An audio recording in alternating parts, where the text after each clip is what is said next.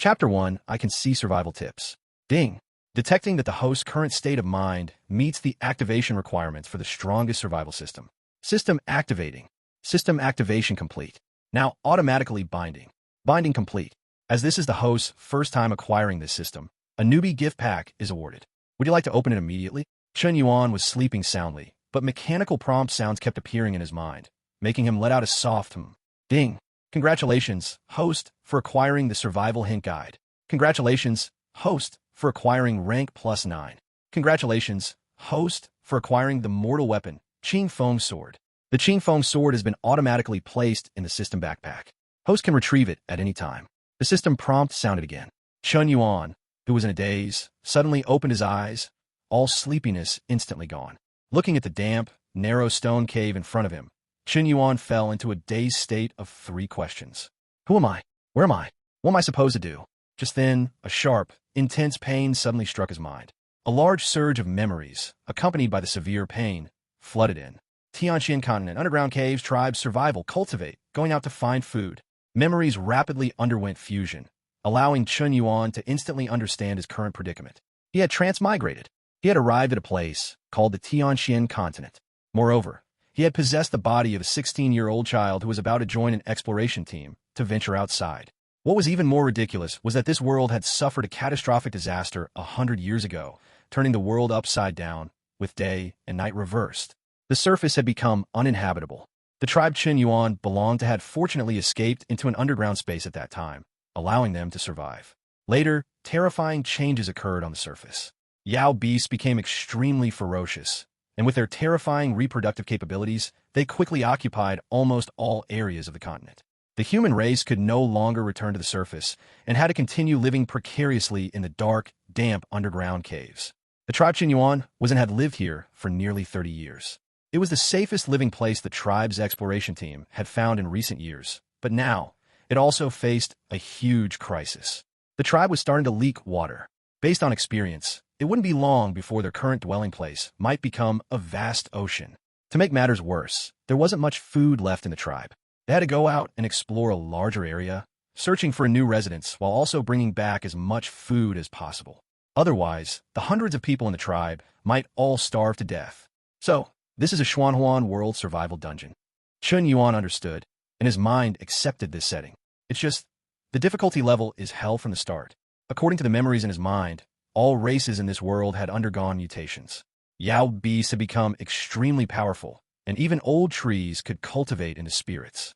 The human race, however, had hidden deep underground during the Great Change, missing out on this opportunity. As a result, the human race in this world had become the weakest animals, prey for all other races. To survive, to obtain food, the tribe lost countless lives every year. Initially, the tribe's exploration team was led by Qi condensation realm experts, and only men over 30 would go out to search for food. But slowly, as fewer and fewer people returned, now even 16-year-old children had to go out to search for food. In Chen Yuan's previous body, if Chen Yuan remembered correctly, seemed to have been scared to death yesterday upon learning he had to go out on an expedition to search for food. This shows just how terrifying it was outside. Wait, the system. That was the system just now. At this moment, Chen Yuan finally reacted and quickly summoned the system in his mind. A few minutes later, Chen Yuan's eyes suddenly lit up.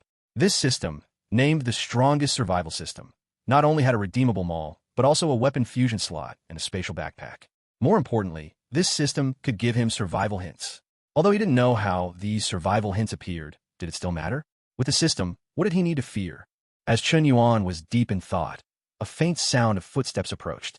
Immediately after, a dark head suddenly poked out from outside Chen Yuan's cave and said to Chen Yuan, "Xiao Yuan, come out quickly. The team is about to depart. The clan chiefs are all waiting for you." Okay, coming right away."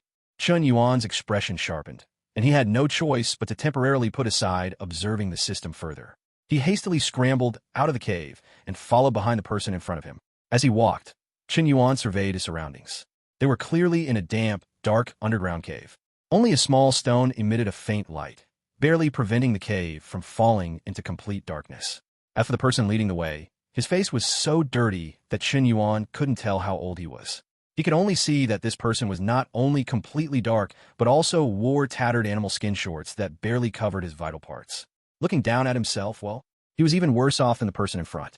That person at least had animal skins, but he, on the other hand, only had some dark, almost rotten grass stalks and leaves woven into shorts to barely cover himself. As he walked forward, Chen Yuan could see many small concave areas similar to his dwelling place in the stone walls on both sides. Some are even covered with thin patches of grass, clearly living spaces, but at this moment, these dwellings were all empty. The cave was quite large. After walking for over 100 meters, the view suddenly opened up, leading them into a huge cave with a height of over 10 meters and a width of several hundred meters. Stalactites hung from the ceiling of the cave, and there were many stalagmites and clear water pools on the ground. Chen Yuan could see that water stains in many places had already overflowed the edges of the pools and were starting to flow into the cave. He guessed that those people had judged, based on these signs, that this place was about to be submerged. After taking a few steps forward, Chen Yuan's pace involuntarily slowed. What appeared before him, besides the massive cave, were no less than 100 people. Of these 100 people, more than half could be described as old, weak, sick, or disabled. Some even lacked arms or legs, unable to stand, only barely leaning against the wall, or simply sitting directly on the wet ground. Besides these, there were about 30 people who looked relatively intact, or had stronger physiques, standing upright in front of an old man, wearing a complete animal skin coat and holding a walking stick. Although the old man was hunched over, his eyes were bright and piercing. Wei noticed Chen Yuan's arrival. The look in his eyes towards Chen Yuan clearly showed complexity and helplessness. Chapter 2, Going on an Adventure. All right, Xiao Yuan is here too. Everyone, let's eat first, the clan chief slowly said. As he spoke, the group of people standing in front of the clan chief finally walked toward the spot near the rock wall in the cave. Chen Yuan then noticed that in that corner, there was a pile of food. Although most of it looked black, and some even seemed to be made of unknown things, it was indeed food. The 20 to 30 people came before the food and unceremoniously grabbed the food in front of them, swallowing it in large mouthfuls. In contrast, the 70-odd elderly, weak, sick, and disabled people, despite constantly swallowing their saliva, still stood still, showing no intention of going forward to eat. Chen Yuan knew that the food was prepared for the exploration teams going out. Only by letting them eat their fill could they explore further outside and bring back more food. As for those who remained in the cave, most had participated in expeditions and retired after being injured. These people understood the importance of the exploration team. Therefore, as long as they had something to eat and wouldn't starve, it was enough for them. Chen Yuan's current body had grown up in this way. Xiao Yuan, let's go, hurry up, and eat something. This trip will last at least 3 or 4 days. If you don't eat your fill, it'll be big trouble outside. The man who led Chen Yuan over was no longer polite either. He also walked to the pile of food, picked some up, and began to swallow it in large mouthfuls. Xiao Yuan, why aren't you eating? The old clan leader's gaze fell on Chen Yuan. Not only him, but the remaining 70 or 80 people around him all focused their gaze on Chen Yuan. Okay. Chen Yuan's expression was somewhat complex as he swept his gaze over these people. Some of these elderly, weak, sick, and disabled people had lost limbs, and their bodies were as thin as sticks. Their eyes almost glowed as they looked at the food, especially some younger children. If their parents hadn't restrained them, they would have rushed forward long ago. But even so, there was no chaos here. And all of this was for survival. Gritting his teeth, Chen Yuan also came to the pile of food. Looking at the remaining food, his brows furrowed even deeper. There was already little food, and with many people in the team, Chen Yuan's side now only had a few large pieces of black, unknown dried meat. Chen Yuan turned his head and saw that the man who called him over was also gnawing on this kind of dried meat. Without further hesitation, he picked up a piece of dried meat and took a bite. Ugh! The next moment, Chen Yuan almost vomited directly. As soon as the dried meat entered his mouth, a strong, fishy stench immediately rushed into his nostrils. Chen Yuan really couldn't stand the taste. Moreover, since he wasn't very hungry, Chen Yuan simply gave up on the act of continuing to swallow. Xiao Yuan, aren't you eating? If you get hungry later, you'll only be able to eat dirt, the man next to him said. However, Chen Yuan very decisively handed the dried meat in his hand to that man. The man immediately took it without ceremony, not minding that Chen Yuan had bitten it, and directly crunched and chewed it into his mouth. At this moment, the old clan leader, who was still standing on a high platform, suddenly spoke. You are all good children of the tribe, and the strongest warriors in the tribe. I believe you're all very clear about the crisis the tribe is currently facing. Now the tribe is facing the predicament of food shortage and the danger of groundwater possibly submerging the tribe at any time. So this time, when you go out, you will carry 2 great missions. First, bring back as much food as possible. As for the second, explore as many places as possible, preferably finding a suitable place for the tribe to live. Once found, we can move away from this place and no longer endure the risk of living in fear. Have you all heard me? Yes. We will definitely work hard to collect more food and bring it back, and we will also search as much as possible for caves suitable for the tribe to live in. The crowd answered in unison. However, Chen Yuan noticed a detail, which was that even when a large group of people answered together, their voices were still very low. If he had to describe it, the sound was less than 40 decibels. If it weren't for the extreme quietness of the cave, people further away might not have been able to hear clearly. This time, the teams will be divided into 6 squads, searching in 6 directions. You must explore as much as possible, and, of course, you must also pay attention to safety, especially Archdragon. A few days ago, Demao and the others discovered new arched dragon droppings near the tribe, indicating that Archdragon might be present. You must be careful, the old clan leader exhorted again. Yes, the group of people responded. By this time, the food had basically been eaten clean by the teams. Many people still licked their tongues, seemingly not yet full. All right, everyone set off. The old clan leader waved his hand. Immediately, the team of over 30 people walked directly towards a rock wall behind the old clan leader. As they were about to arrive, Chen Yuan suddenly saw the person in the lead walk into another stone chamber and quickly walk out again. When he reappeared, he was carrying a large bundle of weapons. To call them weapons was a bit of a stretch. Chen Yuan saw that although there were sabers, spears, swords, and halberds inside, most of them were rusty. Some even had nicks larger than the good parts of the blades. Even so, the man carefully placed the weapons on the ground. At the same time, people in the team began to come forward one after another, taking a weapon they liked and constantly wiping it in their hands with great fondness, as if cleaning a beloved toy. Soon, it was Chen Yuan's turn. Only one weapon was left on the ground, a black, fire poker-like object. Fortunately, the tip was sharp, so it could be used as a long spear. You're the one. Chen Yuan grinned, picking up the fire poker. At this moment, the leading man had already moved a large rock not far away, revealing a hidden, pitch-black cave entrance behind it. This cave entrance was the only passage for their tribe to the outside world. All right, the 6 squads disperse and leave. Team 1, follow me first. The man turned and whispered, then took the lead and walked in. Immediately, 5 people from the crowd quickly followed him, disappearing in a flash. Squad 2, follow me.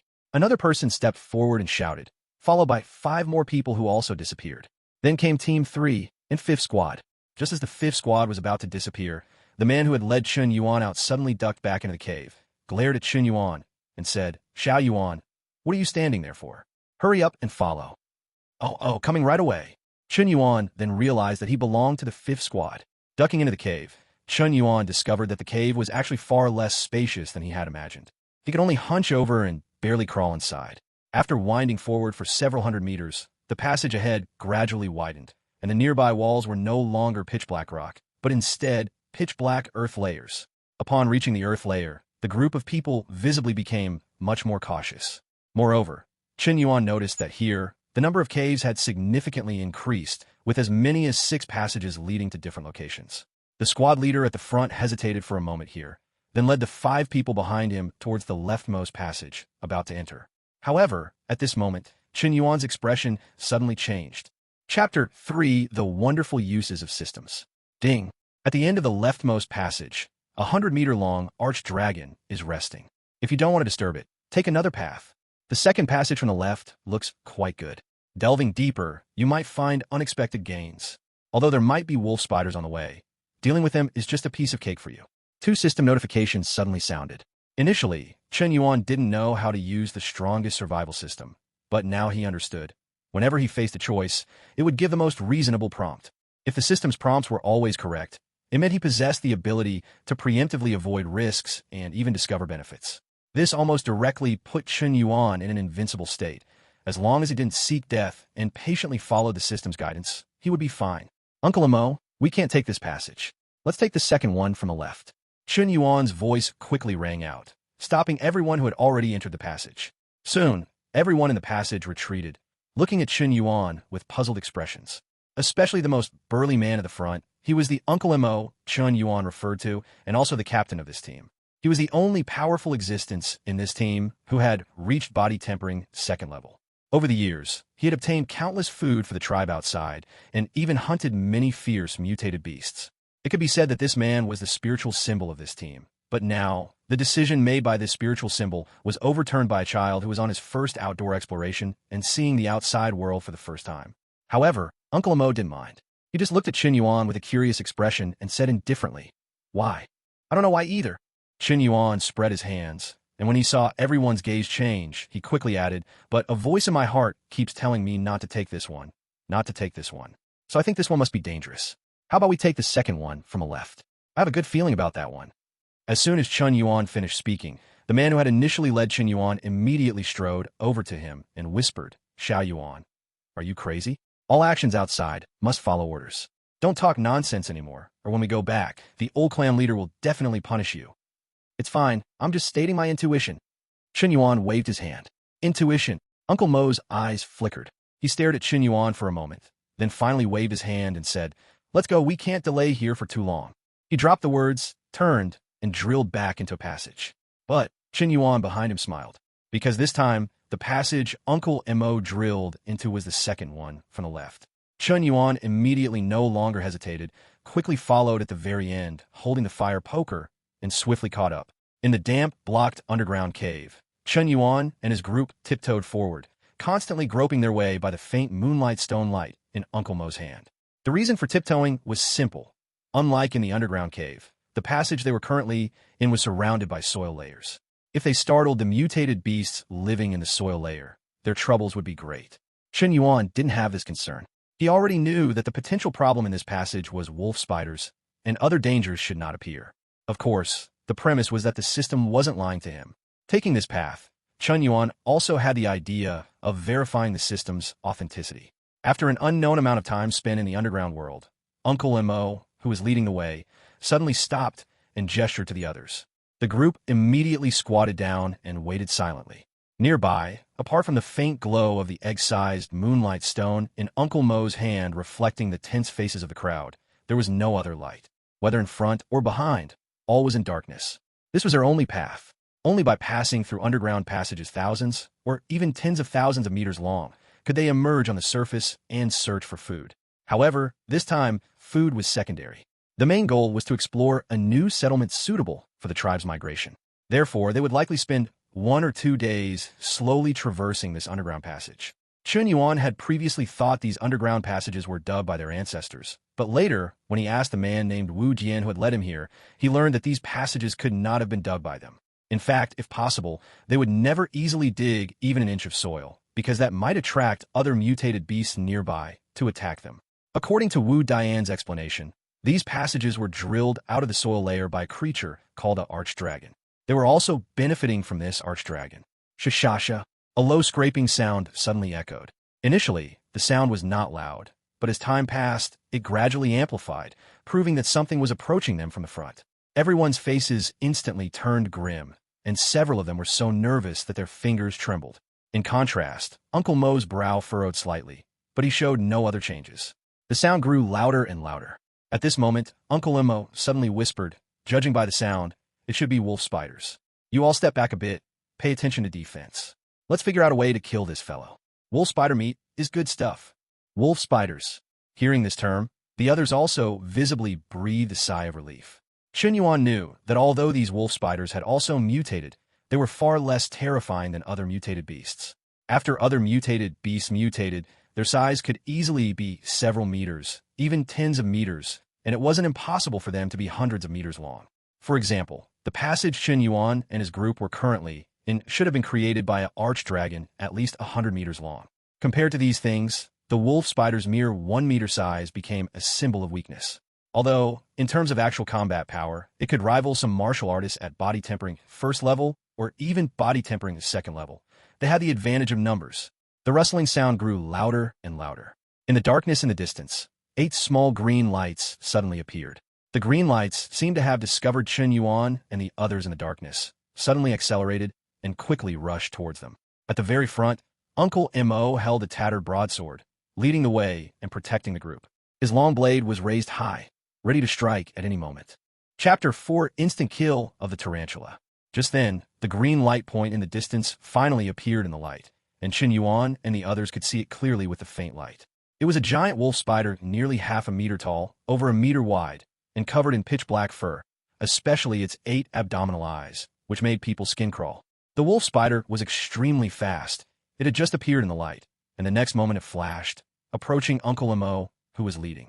Its 2 huge front claws instantly rose and fiercely struck down towards Uncle Mo, seemingly intending to pin him to death. However, Uncle Mo was not to be trifled with. The moment the wolf spider's 2 front claws struck down, he suddenly moved a step to the left, directly avoiding the wolf spider's attack range. Bang! A dull thud sounded. The wolf spider's 2 front claws indeed struck the ground, missing their target.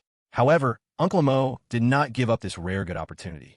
Almost at the instant the wolf spider's front claws plunged into the ground, the mountain-cleaving saber in his hand suddenly slashed out. Clang! Crack! Sparks flew, accompanied by a severed limb. It was one of the wolf spider's front claws, directly cut off by Uncle Mo. Squeak, squeak, squeak! A painful wail came from the wolf spider's mouth. It instantly went berserk, its other intact front claw wildly flailing towards Uncle Mo as if its life depended on it, determined to kill this hateful fellow who dared to harm it. However, Uncle Mo was indeed an experienced veteran who frequently ventured out. Facing the wolf spider's attack, he remained completely calm. Instead, he constantly dodged around the wolf spider, using his movement technique, preventing the wolf spider from harming him for a while.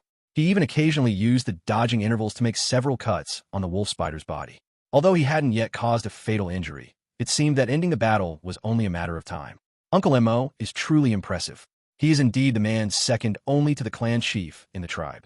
That's right, you don't even know who this is.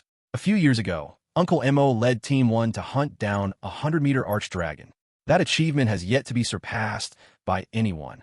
I thought we would be hungry for the next few days, but I didn't expect to taste wolf spider meat tonight. Just thinking about that flavor makes my mouth water. Wu Jian said, baring his teeth. The whispered words of these people naturally all fell into Chen Yuan's ears. Chen Yuan had not expected that the leader he was following this time was actually the strongest man in the tribe, apart from the clan chief. He had previously refuted the other party's decision, yet the other party hadn't held it against him. He was truly lucky. Just as Chen Yuan was sighing, his expression suddenly changed, and he whispered, "Not good." Almost simultaneously, Uncle Mo, who was constantly dodging near the wolf spider, suddenly raised the mountain-cleaving saber in his hand, seized the opportunity, and slashed down at the wolf spider's other front claw again. As long as this front claw was also severed, the wolf spider would lose most of its combat power. Then, everyone could rush forward and kill it directly. However, just as the mountain-cleaving saber struck the wolf spider's front claw, a crisp crack suddenly rang out. Immediately after, in Uncle Mo's wide eyes, the mountain-cleaving saber shattered into 7 or 8 pieces and flew out, while the wolf spider's front claw was only barely cut with a small nick. Oh no! The onlookers instantly felt a bad premonition. Almost at the same time, the wolf spider's front claw suddenly rebounded, directly striking Uncle Mo's chest. The next moment, Uncle Mo was directly sent rolling towards the wolf spider's abdomen by the immense force. One must know that the wolf spider's abdomen is where its mouth is located. Once bitten by the wolf spider, it would be troublesome. Even if he didn't die, he would be severely injured. However, all of this happened too quickly. From the breaking of the saber to Uncle Mo being sent flying, it all occurred in an instant. By the time the onlookers reacted and wanted to rush forward, it was already too late. Everyone watched this scene in despair. If Uncle Mo died or was severely injured, their Team 1's mission would end early, and they would have to return to the tribe. Everyone's heart sank in that instant. No, not everyone. Just then, everyone suddenly felt a strong gust of wind behind them. The next moment, they saw a dark figure suddenly leap over them, appearing in front of the wolf spider with incredible speed. He directly caught up to Uncle Mo, who was about to roll into the wolf spider's mouth, grabbed his arm, and threw Uncle Mo out, directly hitting the crowd. The immense force directly impacted everyone, causing them to involuntarily retreat several steps before they could barely stop. And when everyone looked towards the wolf spider again, they all widened their eyes and opened their mouths. Looking as if they had seen a ghost, their shock seemingly solidified on their faces. Even Uncle Mo was the same. After a long while, the group finally reacted and rushed forward. Uncle Mo was the fastest, cautiously approaching the wolf spider, only to find that the wolf spider was completely motionless, evidently dead. Xiao Yuan, how did you do that? Uncle Mo stared dumbfounded at Chen Yuan, who was standing at the wolf spider's abdominal mouth, asking in disbelief. At this moment, Chen Yuan was holding the fire poker and standing on the wolf spider's abdomen. However, one point worth noting was that the pitch-black fire poker in his hand was single-handedly plunged into the wolf spider's mouth, directly crushing its head. It was precisely for this reason that the opponent died instantly. Just now, I saw that your situation, Uncle Amo, was a bit dangerous, so I couldn't help but rush up and save you, Chen Yuan said awkwardly. As soon as these words came out, the group instantly looked at Chen Yuan as if he were a ghost. Was this guy treating all of them as fools? Uncle Amo also had a somewhat complex expression. While everyone present might not have seen exactly what happened, he roughly knew something. He himself had thought he was doomed just now, but in an instant, Chen Yuan grabbed his arm and flung him out. The immense force and rapid speed didn't even give him a moment to react. Everything was over. All of this could only prove that Chen Yuan was stronger than him, and much, much stronger. Chen Yuan was about to continue trying to make excuses, but his expression suddenly changed, and excitement instantly welled up on his face. Ding! Congratulations to host for slaying the mutated wolf spider. Experience points plus 10. Ding! Congratulations to host for slaying an exotic beast for the first time, rewarding 100 system points. The danger in the current passage has been completely removed. Continuing forward may bring unexpected gains. The system's prompts sounded again. Uncle Amo, let's talk about all this later. You guys clean up here first, Chen Yuan said, then directly left the crowd and walked aside, eagerly checking the system. As for Uncle Amo and the others, although they were somewhat curious as to why Chen Yuan had become so powerful, did any of that matter? It didn't matter. What mattered was that Chen Yuan was a person from their tribe, a person who was on their side. Suddenly having a powerful person to protect them, they were too happy for words. So why would they be suspicious? Immediately, the group, at Uncle Mo's call, quickly dismembered the wolf spider's huge body to facilitate carrying it further. Chapter 5, Chen Yuan's Strength. Meanwhile, Chen Yuan excitedly looked at the semi-transparent system panel before him. This was a system panel only Chen Yuan could view, and it recorded all of Chen Yuan's current information. Host, Chen Yuan. Age, 16. Identity, member of the Tushan Tribe Exploration Team. Cultivation, body tempering, 9th level. Experience points, 10/1000. Note, when experience points are full, the host can advance 1 rank. System points, 100. Possessed items, green peak sword, worn out spear. Besides the above system introductions, Chen Yuan also found 3 other options below: system space, shop, and weapon synthesis. Chen Yuan easily opened the system space, and inside, as expected, was the green peak sword he had obtained earlier. Chen Yuan remembered that this seemed to be a reward from the system when he was muddled, but he had forgotten about it later. Now he remembered, but after looking at Uncle Mo and the others in the distance, he temporarily dismissed the idea of taking it out. After all, his sudden surge in strength was already a difficult thing to explain. If he were to suddenly take out a superior weapon capable of instantly killing all of them, they would probably not know how to look at him. However, Chen Yuan did try it, and found that the broken fire poker in his hand, which the system referred to as the worn-out spear, could also be stored in the system space. The space was very large, with 30 slots. If Chen Yuan wanted to, he could probably store an unknown number of things. However, this item was a secret exclusive to Chen Yuan, so he naturally wouldn't expose it easily.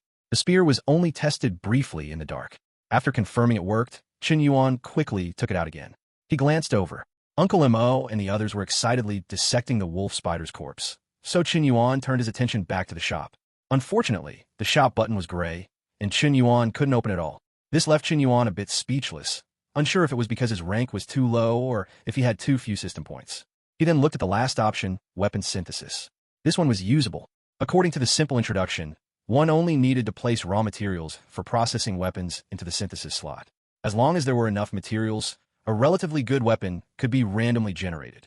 However, looking at the worn-out spear in his hand, Chen Yuan temporarily stopped the idea of experimenting. His gaze swept over the 100 system points again, eventually returning to the cultivation section. If I remember correctly, the clan chief cultivation is only at body tempering 3rd level, right? Chen Yuan muttered, the light in his eyes growing brighter. Doesn't this mean that he is now the strongest man in the tribe?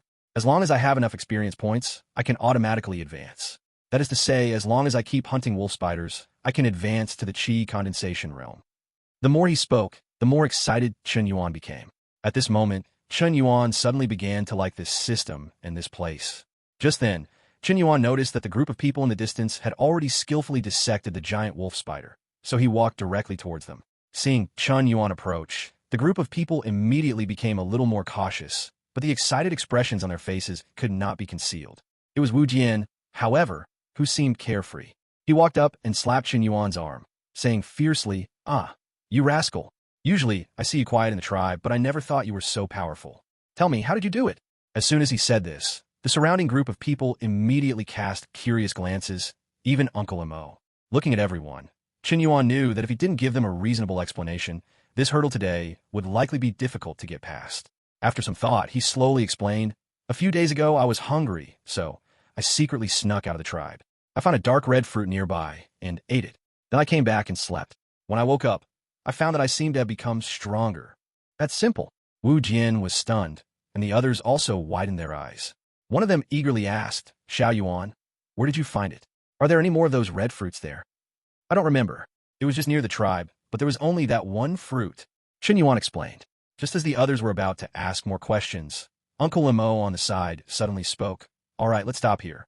If I'm not mistaken, Xiao Yuan should have eaten a vermilion fruit by mistake, turning misfortune into good fortune. Legend has it that eating one of those can turn an ordinary person into a peerless master. We can't envy that kind of opportunity. It's best if we keep this matter to ourselves. With Xiao Yuan in our tribe from now on, I believe our lives will definitely get better. For now, let's leave this place. Such an intense battle just now might attract the attention of other exotic beasts nearby. If we don't leave soon, we'll be in big trouble." As soon as he said this, everyone's expressions changed slightly, and they all closed their mouths and said nothing more. Immediately, under Uncle Mo's leadership, each person carried a large bundle of wolf spider meat and quickly followed behind Uncle Mo, drilling into the deeper passage. Chen Yuan was following the group, and just as he was about to help carry, Wu Jian pulled him aside. The fellow grinned, directly hoisted 2 large bundles of wolf spider meat, and ran while saying, "Hey, Xiao Yuan, you just follow behind. You don't need to do this heavy work. You're responsible for hunting, and we're responsible for helping you carry. Clear division of labor."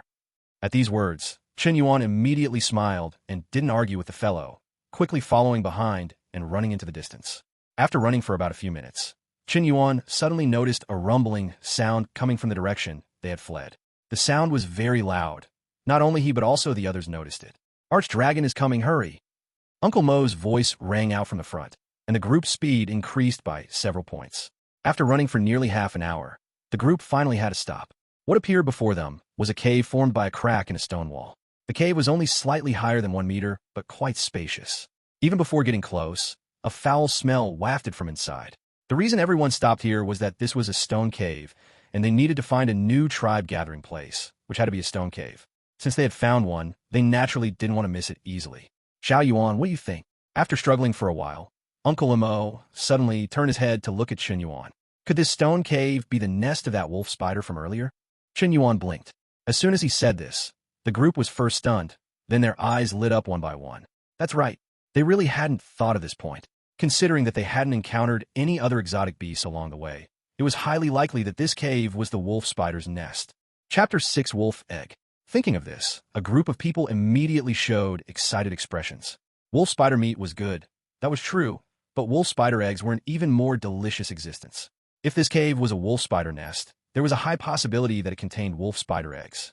Immediately, the entire group looked at Uncle Mo, who, after glancing at Chen Yuan, finally whispered, "You all stay outside. I'll go in first to check. If there's any danger, you must leave this place immediately." "Okay." The group nodded in agreement. "Uncle Mo, take this." Chen Yuan, from the crowd, suddenly spoke. Uncle Mo turned his head and saw Chen Yuan handing him his fire poker. He didn't stand on ceremony, immediately took it, and after gesturing for everyone to step back a bit, he held the moonlight stone for illumination in one hand and the fire poker in the other, cautiously entering the cave. Due to the small size of the cave, Uncle Mo could only crouch to get in, so those behind him checking the situation could only see a dark silhouette and couldn't discern what was inside the cave. The cave seemed very deep, as Uncle Mo's figure disappeared in an instant. Outside the cave, everyone remained vigilant of their surroundings while constantly looking into the cave. Fortunately, they could vaguely see the occasional flickering light from within, which was enough to prove that no danger had occurred inside. After waiting for about the time it takes to drink a cup of tea, Uncle Mo's low voice suddenly came from inside the cave. "Come in, everyone. This is indeed a wolf spider nest." As soon as these words were spoken, the people waiting outside the cave immediately grew excited. They exchanged glances, and finally, all looked at Chen Yuan. Wu Dian even grinned and said, "Chen Yuan, you go in first." "Okay." Chen Yuan nodded and was the first to bend down and enter the cave. Inside the cave, the foul smell became even more pungent, causing Chen Yuan's brows to furrow into a frown, but he could only endure it and continue to move forward little by little. Fortunately, apart from some spider webs, the passage was relatively clean. Only the smell was a bit unpleasant. After crawling forward for several hundred meters, the space gradually opened up, slowly revealing the full view of a rock cavern. This was a rock cave about 3 meters high and over 10 meters deep. The cave was almost entirely covered with clinging spider webs. In the front, Uncle Mo was holding the palm-sized moonlight stone to illuminate the way for Chen Yuan. Upon seeing Chen Yuan, he smiled and said, "Xiao Yuan, look, there are quite a few good things back here." Upon hearing this, Chen Yuan quickly took 2 steps forward, and after a look, he also smiled. He saw that in a large expanse of spider webs deep within the cave, there were quite a few nests constructed from dry branches and bones. The nests were about 3 meters in size, occupying nearly a tenth of the cave. Most importantly, within these nests, there were more than 20 fist-sized, snow-white spherical objects lying quietly. Although he didn't recognize them, seeing the surrounding scene, Chen Yuan could guess, even without knowing, that these were wolf spider eggs. Behind him, footsteps sounded again. Wu Jian and the other 4 who had been waiting outside successively crawled in. However, the last person did not fully exit the cave passage, remaining inside to watch out for the situation outside, clearly demonstrating excellent safety awareness. After Wu Jian entered, he immediately grabbed Chen Yuan's arm, pulled him aside, and ran to the front to observe. When he saw the 20 to 30 wolf spider eggs, he couldn't help but grin, baring his teeth. He directly reached out, picked up a wolf spider egg, kissed it, and said, "These are good things. Tonight, I'm eating roasted eggs. What about you all? I want to eat them too." "Me too." The group was quite excited, so much so that they completely ignored the lingering stench in the nest. With this food, we should be able to explore further. So, everyone, take these wolf spider eggs. We can eat them directly on the way. Uncle Mo thought for a moment and said, "Okay." The group immediately grew excited. Wu Jian, without hesitation, directly pulled out a sack woven from burlap from his and my arms and began putting the wolf spider eggs into it. Unfortunately, the bag wasn't big enough. It was full after only 8 eggs. Wu Jian smiled and tucked the bag into his waistband. Immediately, another person stepped forward, took out a similar bag, and filled it with more wolf spider eggs, leaving the rest for the others. It took 4 people quite an effort to get all the wolf spider eggs into their bags. While they were doing all this, Chen Yuan stood silently to the side, observing, wanting to see the heart nature of this group of people. When he realized that these people were already accustomed to all this, he immediately understood that, apart from himself, these people had probably been through many expeditions together, and there wasn't the slightest trace of scrambling for food distribution. "Xiao Yuan, this is your first time out, so you might not be entirely clear, but the food we obtained during our expeditions, apart from what we need to take back, is uniformly distributed for consumption outside. Whoever has space takes as much as possible."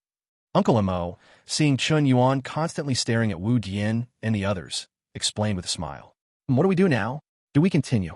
Chen Yuan asked. "Yes, let's continue. We'll walk for another hour, then rest and eat." Uncle Mo replied, then led the way into the cave, returning to the passage. Chen Yuan and the others quickly followed behind, and the group of 6 soon returned to the dirt-layered passage. Looking back the way they came, Uncle Mo whispered, "Let's keep going forward.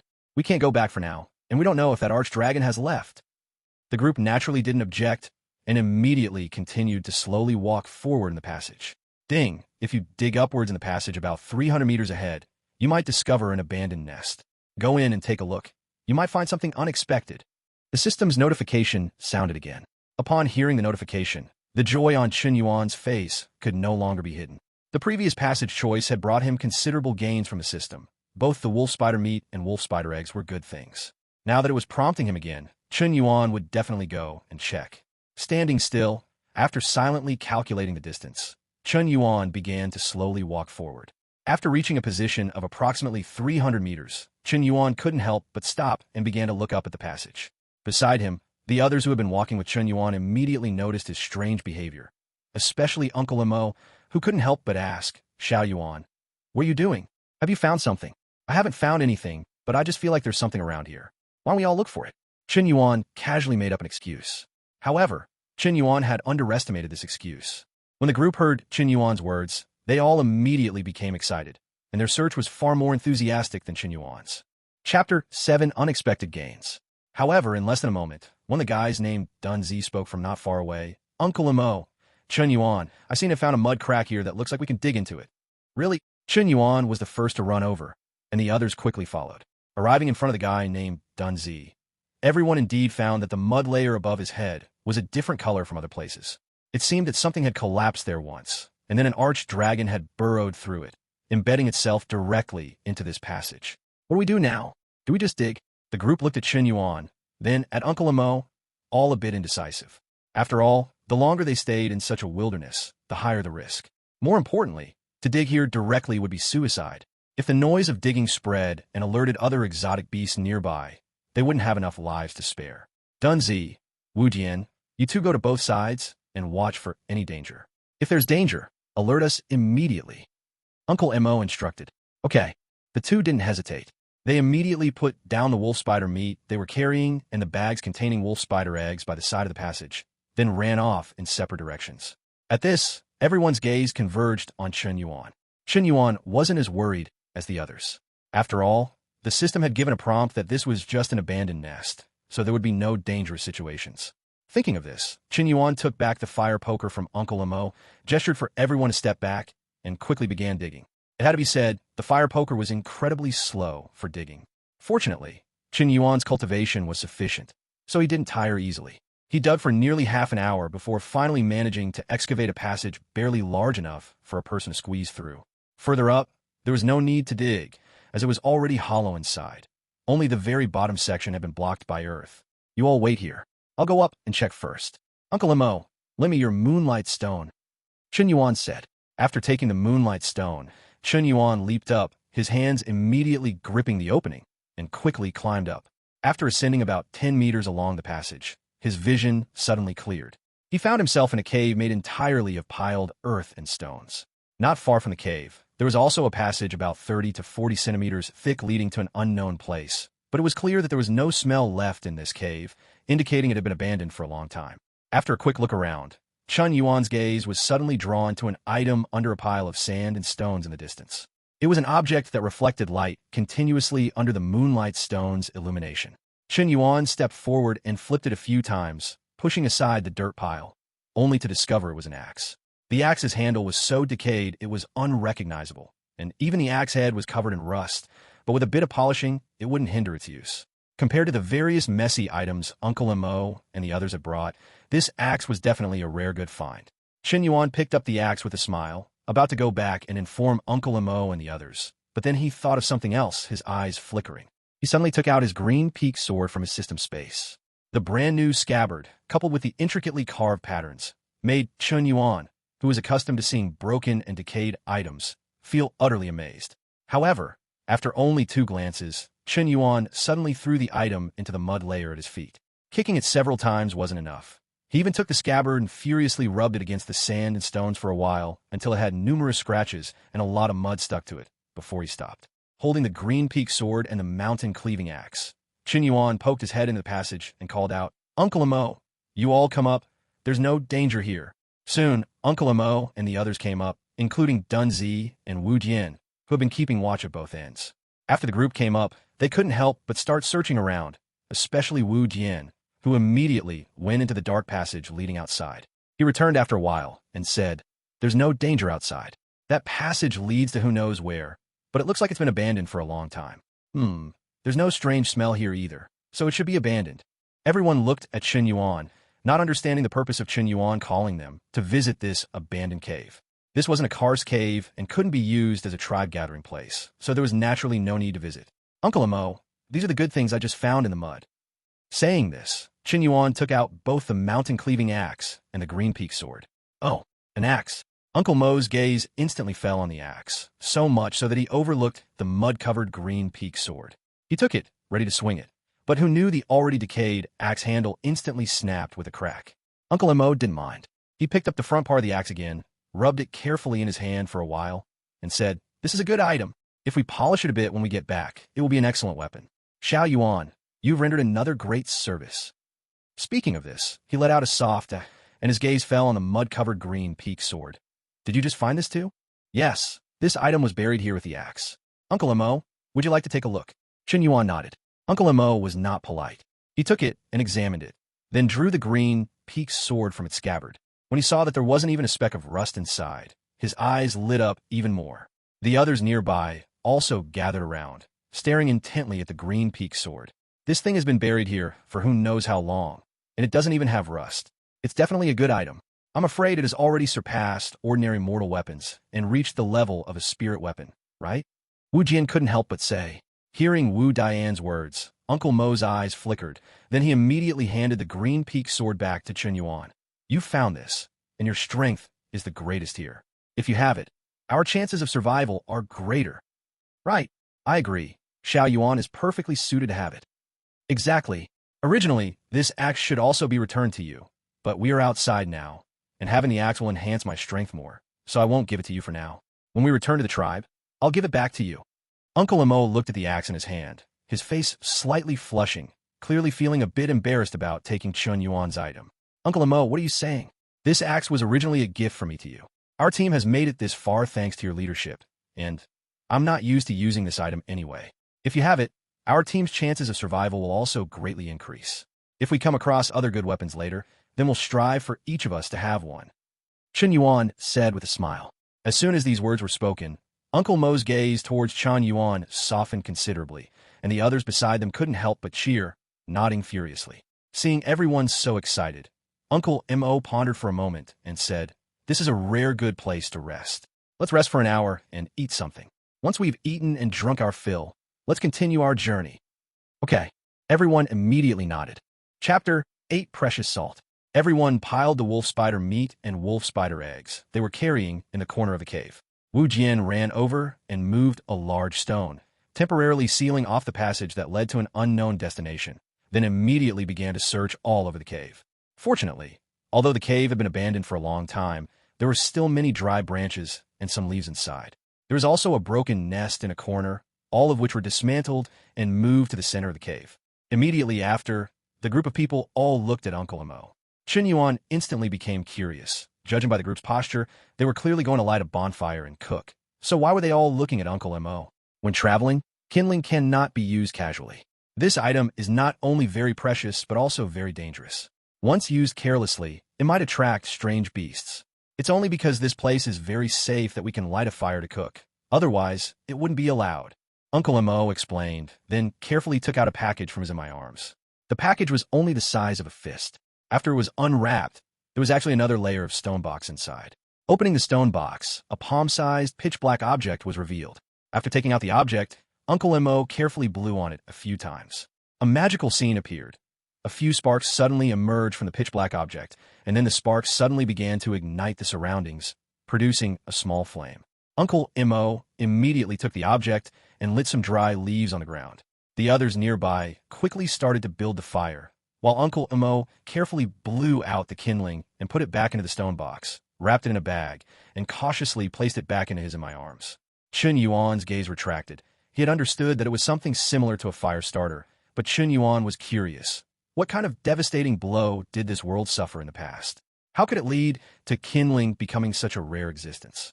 Do these people not even know how to make fire by rubbing sticks or fine flint? Of course, while he thought about it, Chen Yuan did not say anything. After all, he had already acted very unusually today and couldn't arouse more suspicion from these people. The bonfire quickly started burning. After Wu Jian and the others made sure both entrances and exits were safe, they excitedly gathered around with wolf spider legs. It has to be said, the wolf spider legs were really big. Even just the lower leg section was as thick as a person's arm. Wu Jian also gave Chen Yuan and Uncle Mo each a wolf spider leg, throwing them directly into the fire to roast. Before long, a savory aroma of roasted meat wafted over. Compared to the pitch-black dried meat they had eaten earlier in the tribe, what was in front of them now was undoubtedly a delicacy. Even Chen Yuan, upon smelling this aroma, felt genuinely hungry. After about half an incense stick's time, Uncle Mo suddenly said, "It should be ready soon." As soon as he spoke, Wu Jian and the others impatiently reached out and pulled the wolf spider legs out of the bonfire. Even though they were constantly sucking in air and switching hands from the heat, they refused to put them down. Dunzi was even more eager. After picking it up, he immediately took a slurp and then bit directly into a piece of wolf spider meat at the tip. So fragrant, Dunzi said indistinctly. The others burst into laughter at his words, and each of them also picked up the wolf spider meat in front of them and started gnawing. Seeing that Chen Yuan hadn't moved yet, Wu Jian, who was beside him, helped pull out Chen Yuan's wolf spider leg and placed it in front of him. "I say, Xiao Yuan, Aren't you hungry yet? He remembered that Chen Yuan hadn't eaten anything earlier in the tribe, and he still wasn't eating now. I'm definitely hungry, but don't you guys use seasoning or salt? Chen Yuan finally couldn't help but ask. Oh, you mean salt? That stuff is precious now. We can barely get some to eat in the tribe usually. Out here, how can we bring such good stuff? Besides, this wolf spider meat is a good thing. It's absolutely delicious even without salt. Don't you believe me? Try it. Wu Jian explained while biting into a wolf spider leg. Chen Yuan frowned slightly, feeling a bit speechless, but still picked up the wolf spider leg, peeled off the charred outer shell, revealing a large piece of pinkish-white meat inside. The aroma of the meat instantly wafted over. Perhaps it should be pretty good? With that thought, Chen Yuan took a bite. A sweet taste with a hint of earthy fishiness came through, but that trace of fishiness was completely negligible. It tasted more like king crab, only noticeably sweeter than king crab. Of course, besides that, there was no other flavor. If some salt and other seasonings could be added, the taste would definitely be better. For Chen Yuan, who was used to eating salted dishes in his previous life, despite how fragrant this item was, after a few bites, he found it hard to eat anymore. Beside him, Uncle Mo, who had been quietly gnawing on a wolf spider leg, naturally saw this scene. Seeing that Chen Yuan only ate a few bites and then stopped, he immediately understood something. He even put down the wolf spider leg in front of him, then began to rummage through his and my arms for a while, and then took out a small packet wrapped in yellowish leaves and placed it in front of Chen Yuan. This is... Chen Yuan was stunned for a moment. It's salt, Uncle Mo whispered, then picked up the wolf spider meat in front of him and slowly continued eating. Chen Yuan opened the leaf package with skepticism, and indeed, a palm-sized packet of salt was revealed inside. However, how should he describe it? The salt Chen Yuan ate in his previous life was pure white, like snowflakes, but this small packet wrapped in leaves was completely dull yellowish salt, with many grains of sand clumped together, like salt stones. He dipped a little to taste. It was indeed salt, but the salty taste was mixed with a large amount of other bitter flavors, clearly an impure product. Seemingly noticing Chen Yuan's furrowed brows, Wu Jian explained from the side. Xiao Yuan, this is good stuff? It's very precious. Uncle Mo only got it last month after hunting a millipede, and the clan chief made an exception to reward him. It's very difficult to get such a small piece of salt. Uncle Mo actually gave it to you. I'm so envious. Chen Yuan's eyelids twitched. He hadn't expected such a small piece of salt to be so precious. Seemingly noticing Chen Yuan's confusion, Wu Jian continued. You know our tribe doesn't produce salt. To get salt, we can only exchange for a little bit from other tribes during the annual exchange festival, and the cost is very high. It's just that you were a child before, so no one would tell you these things. It's good that you know now. Chen Yuan nodded, looked at the packet of salt in front of him, carefully picked out a small grain from it, then repacked the rest and returned it to Uncle Mo. I don't need much salt. You keep it, Uncle Mo said with a smile. This? Chen Yuan was stunned for a moment. It's fine, just keep it. If I need it later, I'll just ask you for it. Besides, the axe you gave me is much more precious than this salt, Uncle Mo said with a smile. Chapter 9 Synthesis System. As soon as he said this, Chen Yuan also smiled, nodded, and tucked the salt into his and my arms. Then, without anyone noticing, he directly put it into the system backpack. Only then did he crush the small salt grain he had previously taken out and sprinkle it evenly over the roasted wolf spider meat in front of him. After another bite, the taste was indeed better. A wolf spider leg, half a meter long, was devoured by Chen Yuan alone, truly leaving him full and satisfied. The others were much the same, though Uncle Mo ate a bit more, consuming double the amount Chen Yuan did. After everyone had eaten and drunk their fill, Wu Jian and the others used the lingering warmth of the bonfire to roast a dozen wolf spider eggs. However, the roasted wolf spider eggs were not eaten immediately. Instead, they were put back into bags and carried along. After all, it wasn't always possible to find a place to rest and make a fire to cook along the way. Most of the time, they couldn't find a suitable place to rest and could only eat the dry rations they carried. Since they had the conditions now, they naturally seized the opportunity to roast some wolf spider eggs to take with them, just in case. Seeing that there still seemed to be some time, Chen Yuan quietly opened the system and looked at the weapon synthesis slot in the lower left corner, eager to try it out. He then looked at the axe and the fire poker placed beside Uncle Mo and tried to speak, saying, Uncle Mo, lend me these two things for a moment. I want to try and make one. It will be useful later on. You can also make weapons? Uncle Mo asked, surprised. When I was in the tribe before, I saw Uncle Wang making these, so I want to try it too. Chen Yuan said awkwardly. So that's it. If you want to try, then go ahead and try. Uncle Mo smiled and handed both the axe and the fire poker to Chen Yuan, while also being very curious about what kind of weapon Chen Yuan could create. After all, Uncle Wong in the tribe was the only one in their tribe who could smelt weapons. If Chen Yuan really could too, then it would indeed save him a lot of trouble. Okay, you all wait here for a moment. I'll go get some more things. Chen Yuan picked up the axe and the fire poker and slipped out through the passage they had used to come up earlier. Uncle Mo and the others were stunned for a moment, not expecting Chen Yuan to have to go outside to forge a weapon, but no one said anything.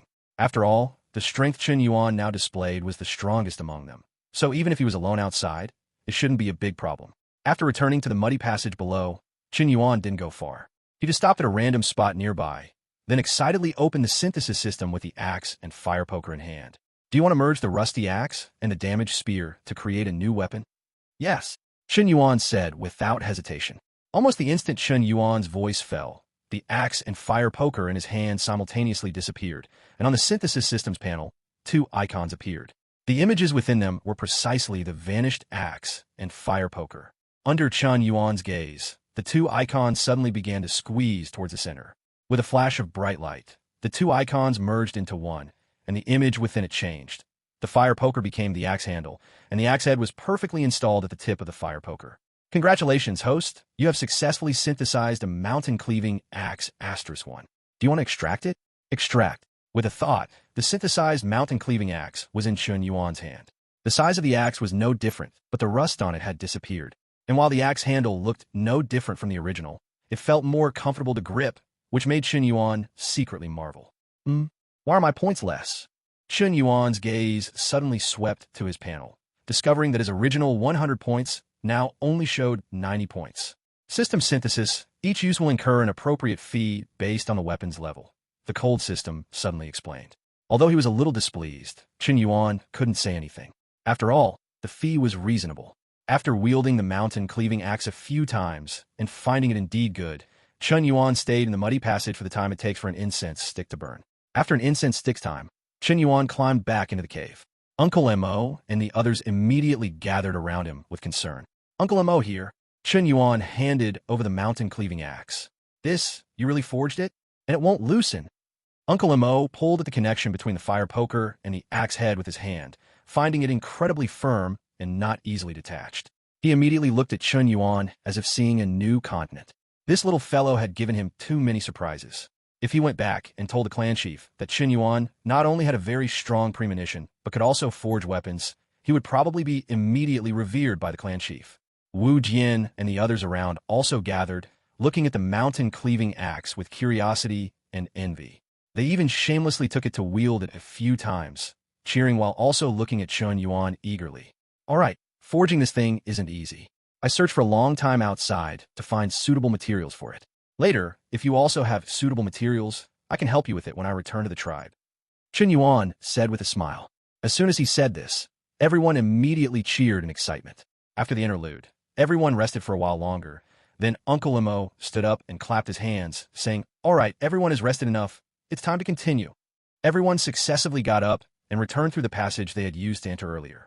Back in the passage, the group clearly looked refreshed, especially Uncle Mo, who, holding the mountain-cleaving axe, led the way. Returning to the muddy passage, the group once again continued to explore forward little by little. Originally, Chen Yuan had wanted to see if the system would give him another hint. However, this time, the system remained silent for over 3 hours. And during these 3 hours, the group had walked for a long time in the passage without any major incidents. During this period, they encountered several forks in the road, but the system did not give any reminders. At this moment, the group was walking in a dark, muddy layer. It was clear that the mud layer nearby was extremely fertile, but the group also became increasingly cautious. As Uncle Mo said, the more fertile the mud layer, the closer they were to the surface. Chen Yuan didn't know how long they had walked, but in any case, they must have traveled tens of thousands of meters from the tribe. If the host continues forward, he will encounter an attack from a 100-year-old tree vine. It is recommended to avoid it in advance. Of course, if you choose to continue to fight hard and kill the old tree vine, you might get a large piece of moonlight stone. The system's prompt quietly sounded, causing Chen Yuan's eyebrows to suddenly twitch. Instinctively, Chen Yuan wanted to stop Uncle Mo and the others. However, when he heard that the last item the system mentioned was a large piece of moonlight stone, Chen Yuan's heart was moved. Chapter 10, The Tree Roots Have Become Spirits. Whether in the tribe or in the passage where they currently were, their location was actually underground. To move, they could only barely rely on the small moonlight stone in Uncle Mo's hand. To put it bluntly, in such an underground passage, those walking further back couldn't see what the surroundings looked like at all, because the light was blocked by the backs of the people in front. Even if there was danger, it would be difficult to spot. Chen Yuan actually disliked this environment very much, but this world was like this, unless one went to live on the surface directly. However, according to the memories in his mind, and the occasional information revealed by Uncle Mo and others, unless they were truly tired of living, they would never dare to go to the surface.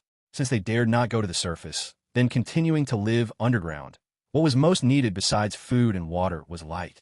And the moonlight stone was the only source of light. Chen Yuan did not want to miss out. Seeing that Uncle Mo and the others were still exploring forward little by little, Chen Yuan suddenly spoke, "Uncle Mo, the closer we get to the surface, the more dangerous it becomes, right?" Because the closer we get to the surface, the more exotic beasts live in the mud layers. 1,000 meters underground, there might only be some spiders and archdragon and such, but further up, we might encounter millipedes, centipedes, and even mosquitoes and other insects. Even an ordinary flower might eat people. So the closer we get to the surface, the more careful we must be. Uncle Mo's voice rang out. Hearing Uncle Mo's words, the expressions of the others clearly tensed up a lot.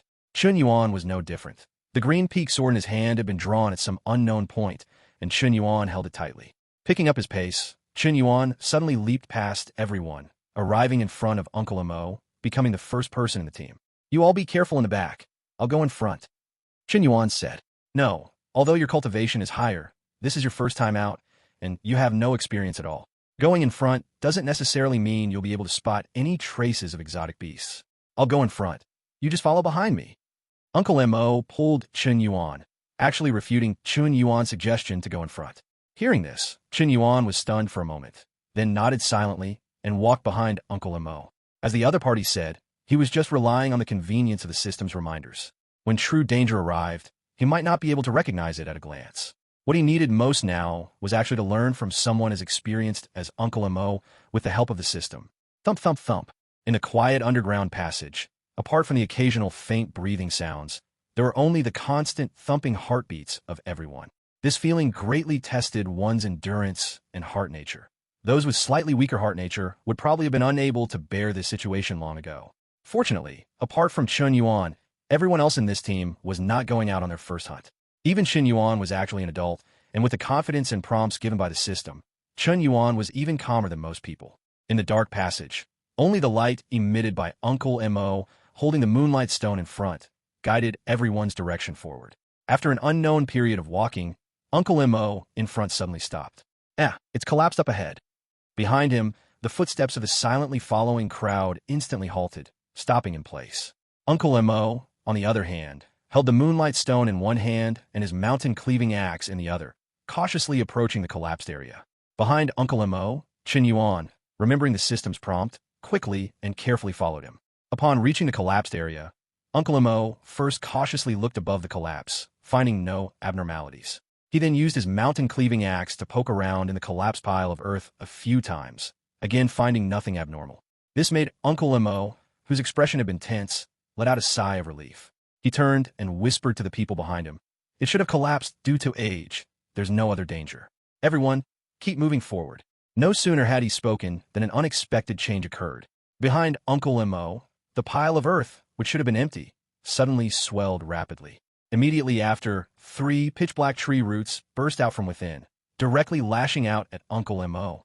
Until this moment, Uncle Mo had not noticed anything, still calling out to Chen Yuan and the others. "Watch out!" Chen Yuan shouted in a low voice. Behind Chen Yuan, Dunzi also yelled, "Uncle Mo, watch out behind you. Get out of the way." The group was startled, no longer caring about maintaining silence, and hurriedly called out warnings. Uncle Mo's expression subtly changed. Years of experience told him he had to react. With a shift of his feet, Uncle Mo was about to dodge aside. However, before he could avoid it, a huge force acted upon him.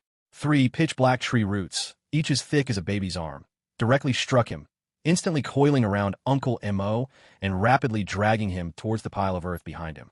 Under that immense force, Uncle Mo was like a puppet on strings, utterly powerless to resist. He was dragged across the ground, rapidly pulled toward the pile of mud. Once buried inside, there would absolutely be no escape. Fortunately, Chen Yuan had received the system's warning and had been on guard at all times.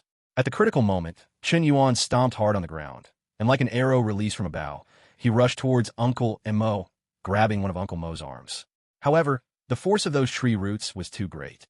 With Chen Yuan's cultivation, he couldn't stop them at all. Instead, he was also pulled along towards the pile of mud. Thump, thump, thump. Low, urgent thudding sounds continuously rang out. Uncle Mo was not idle at this moment either. The instant he was dragged down, he immediately abandoned the moonlight stone and instead held his mountain-cleaving axe with both hands, frantically attacking the tree roots binding him in the pitch-black passage. However, it was unclear whether the mountain-cleaving axe was too poor or if the tree roots were too sturdy. After 7 or 8 chops, he only managed to sever one, and there were still 2 roots continuing to drag him forward.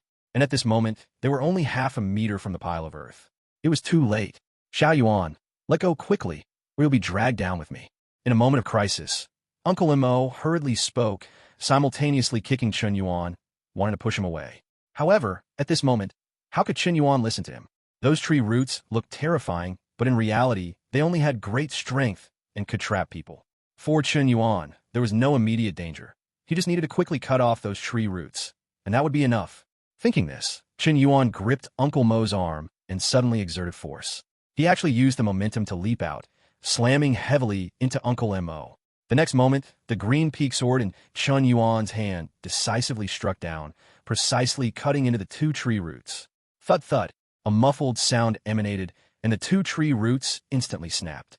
Uncle Mo and Chen Yuan's bodies finally stopped. At this moment, the 2 of them had already been dragged onto the pile of mud. Another second, and they might have been pulled down directly by the tree roots. Chapter 11. Chen Yuan was dragged in. Huff, huff, huff. Uncle Mo gasped for air, struggling to get up while pulling off the severed tree roots clinging to his body.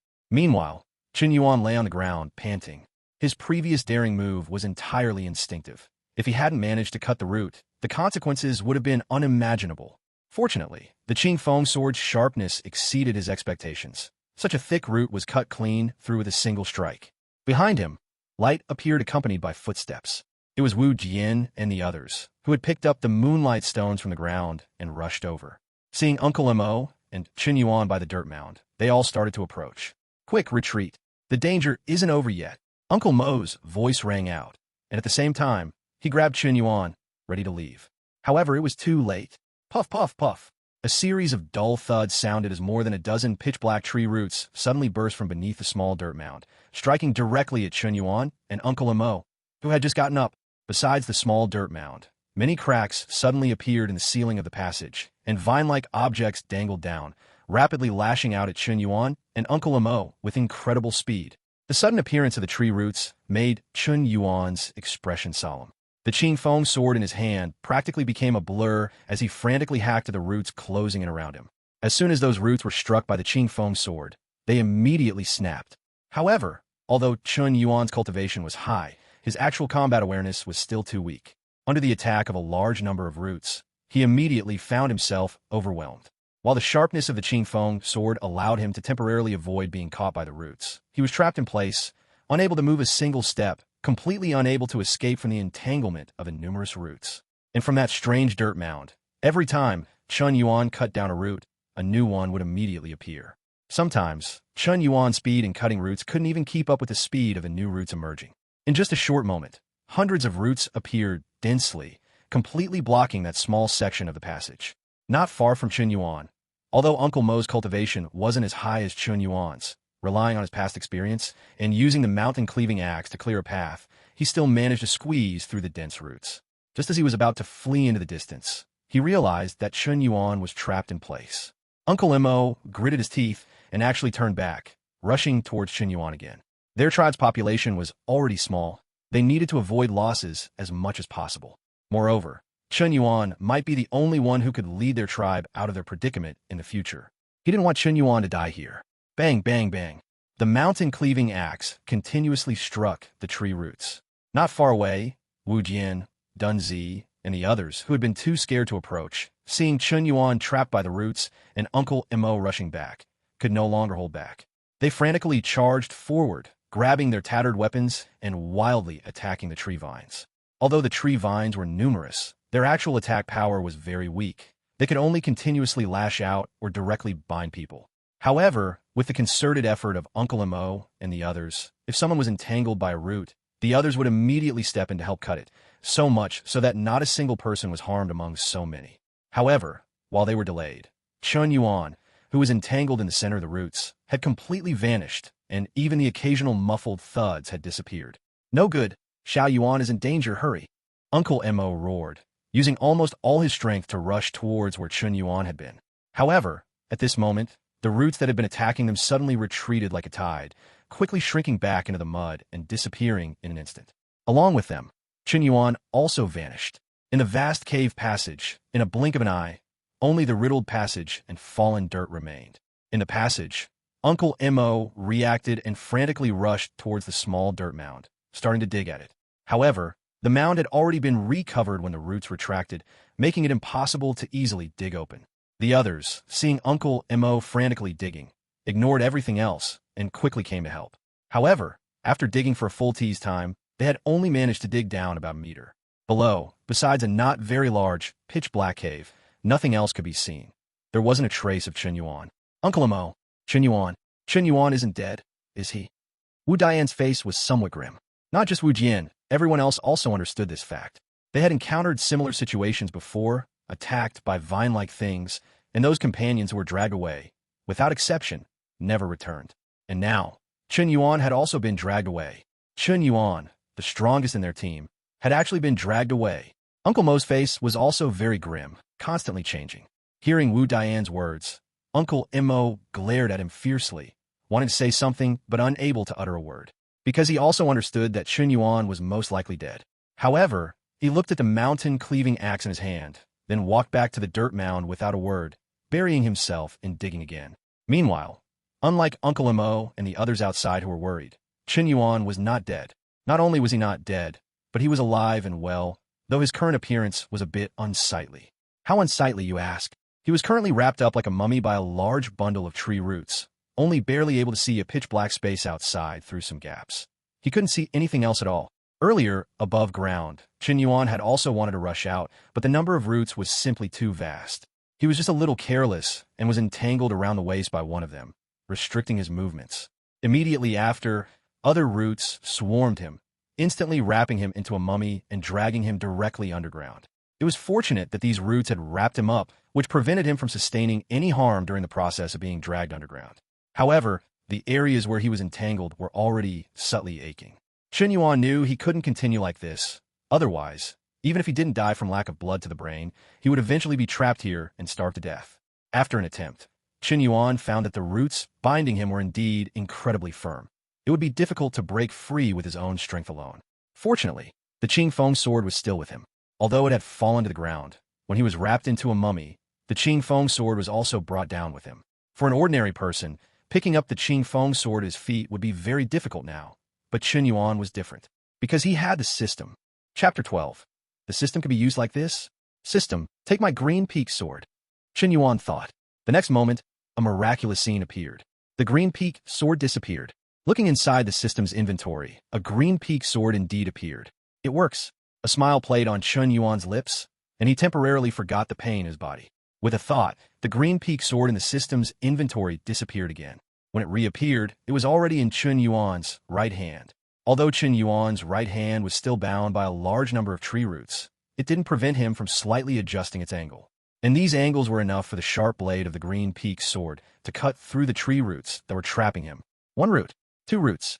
When the third tree root was severed, Chen Yuan's entire right hand was instantly freed from its trapped state.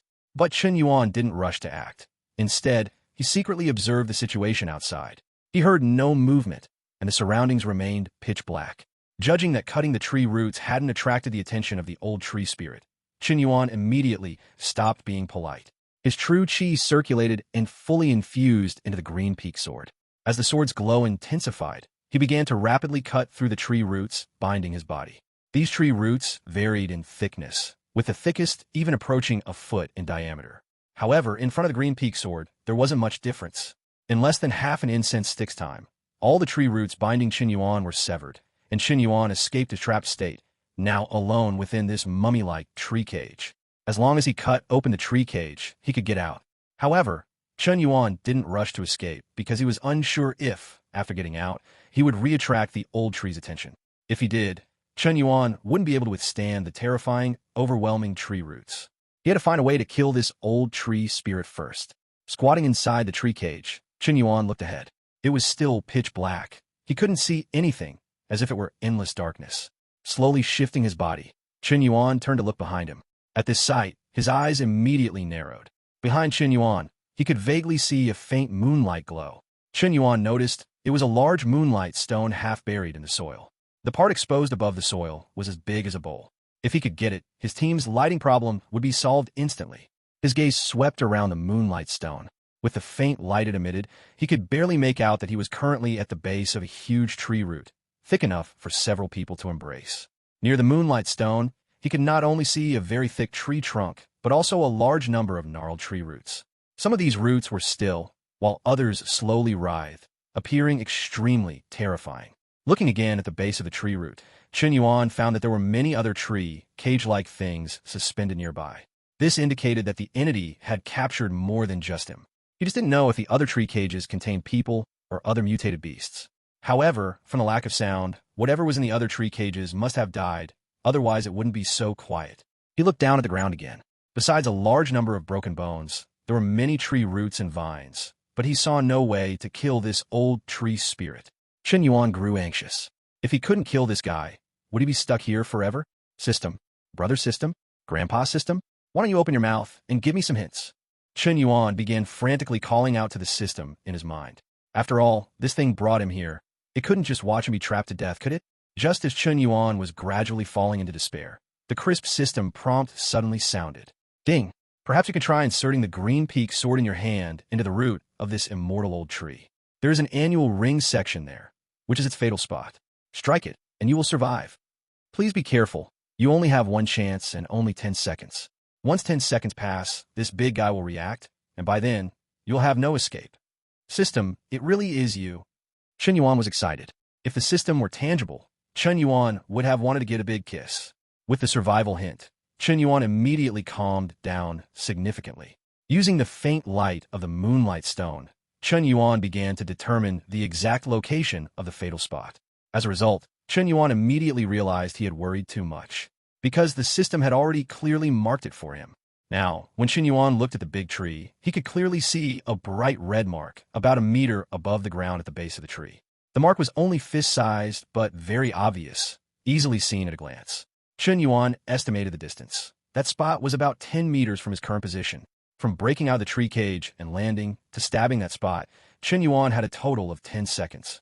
Silently calculating the time, it should be enough. After observing the surroundings again to ensure there were no problems, Chen Yuan decisively swung the green peak sword in his hand. The seemingly unbreakable tree cage instantly broke, and Chen Yuan slid out of it.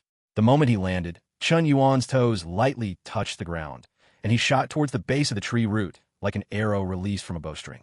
Although the human race in this world lived very humbly, or rather, were very weak, that also depended on who they were compared to.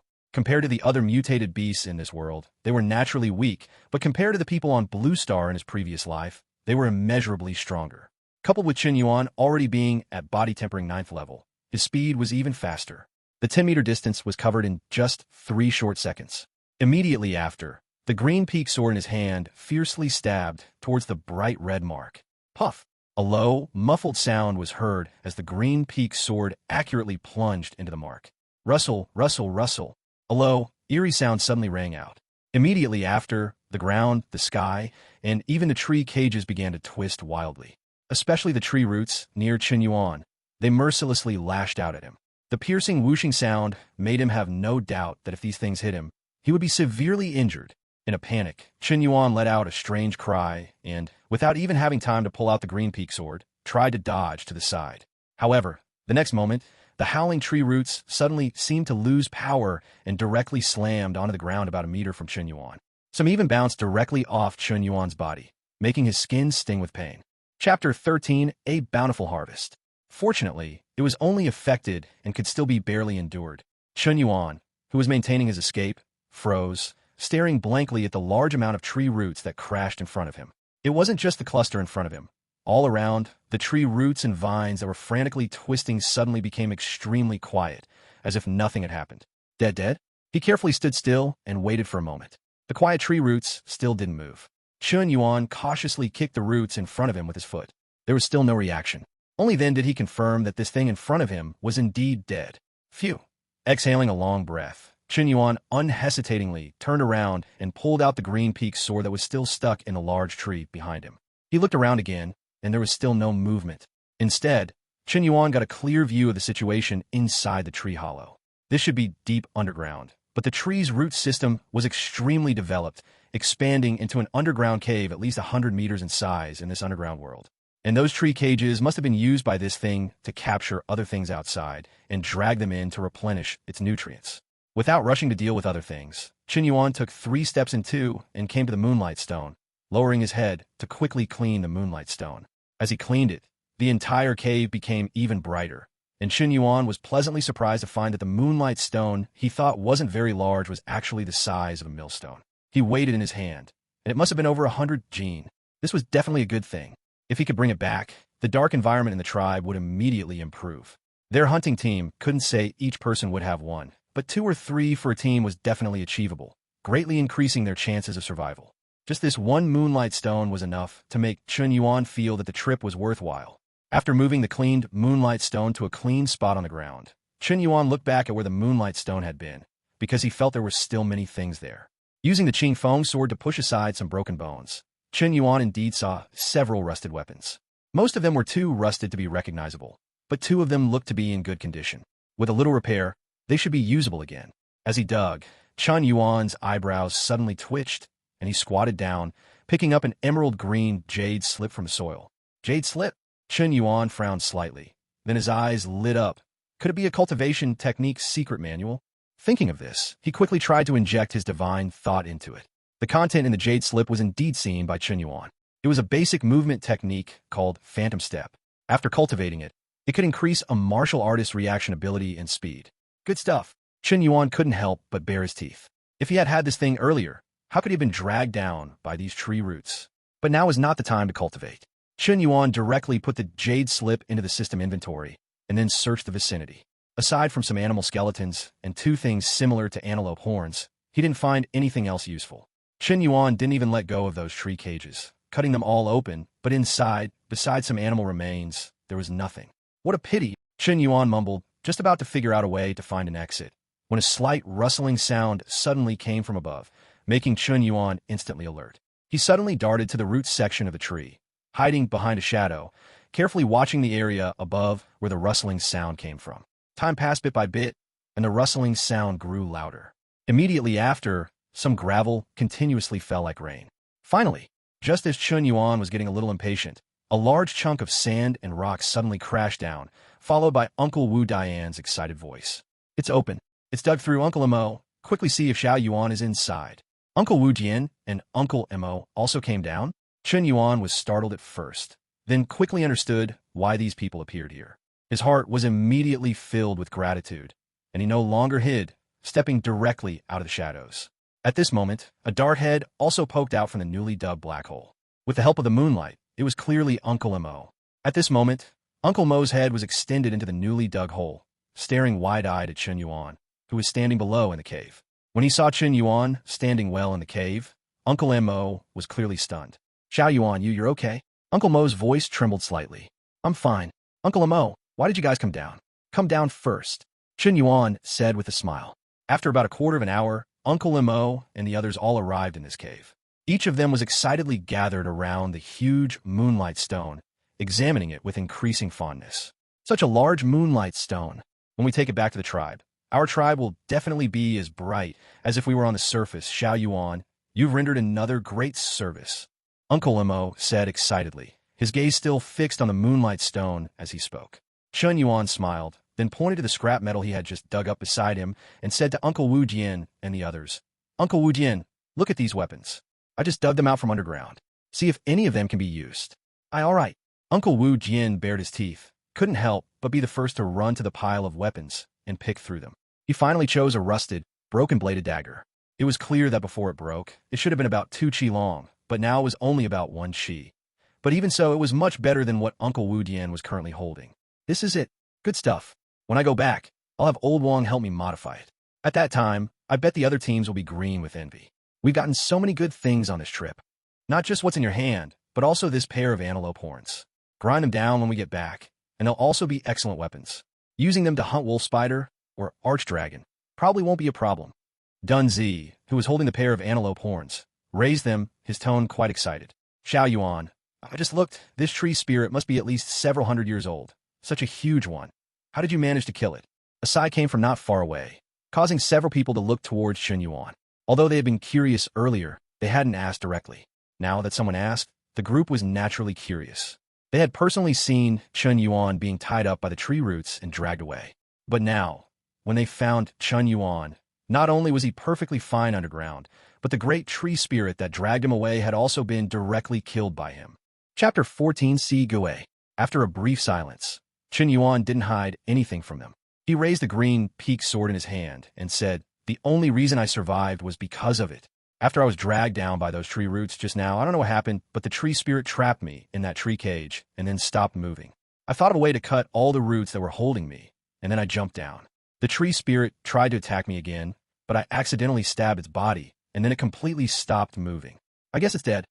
As he spoke, Chen Yuan pointed with his finger to the tree cage he had escaped from, and the wound on the tree trunk where he had pierced it with his sword. Hearing Chen Yuan's words, Uncle Mo, Wu Jian, and the others couldn't help but first run to the tree cage to look. Indeed, they could see fresh, neat cuts, which showed that Chen Yuan had not lied. The five of them then all ran to the base of the big tree and looked at the scar that had almost been ignored by everyone. Wu Jian even exaggeratedly said, "Such a big fellow, it died after being stabbed just a little bit?" His tone was clearly full of disbelief. "This thing looks big, but now that it has become a spirit, it should have weaknesses just like humans. Chen Yuan probably accidentally stabbed its vital spot. You all can remember this spot. If you encounter a similar situation again in the future, you could try it. Maybe it will work." Uncle Mo's voice rang out from the side. I'd rather not.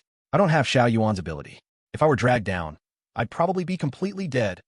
Wu Jian shrank his neck, left the big tree trunk, and started searching nearby again. Having found a rare, safe cave, everyone didn't want to let it go and wanted to search more. Heaven rewards the diligent. After a sweep, everyone indeed successively found several damaged weapons and some animal bones that could be made into bone artifacts, either in the soil or under the tree roots. Bone artifacts were also a type of weapon, but they could only be made from extremely sturdy parts of animal bones. The entire tribe Chen Yuan belonged to had only ever had a few bone artifacts, which were later either damaged or lost in the wilderness. This time they found these again. If they brought them back and polished them, the overall strength of their tribe would definitely rise by several levels. It's a pity that this area is all soil. If these were all rock caves, then our tribe's new gathering place would be settled.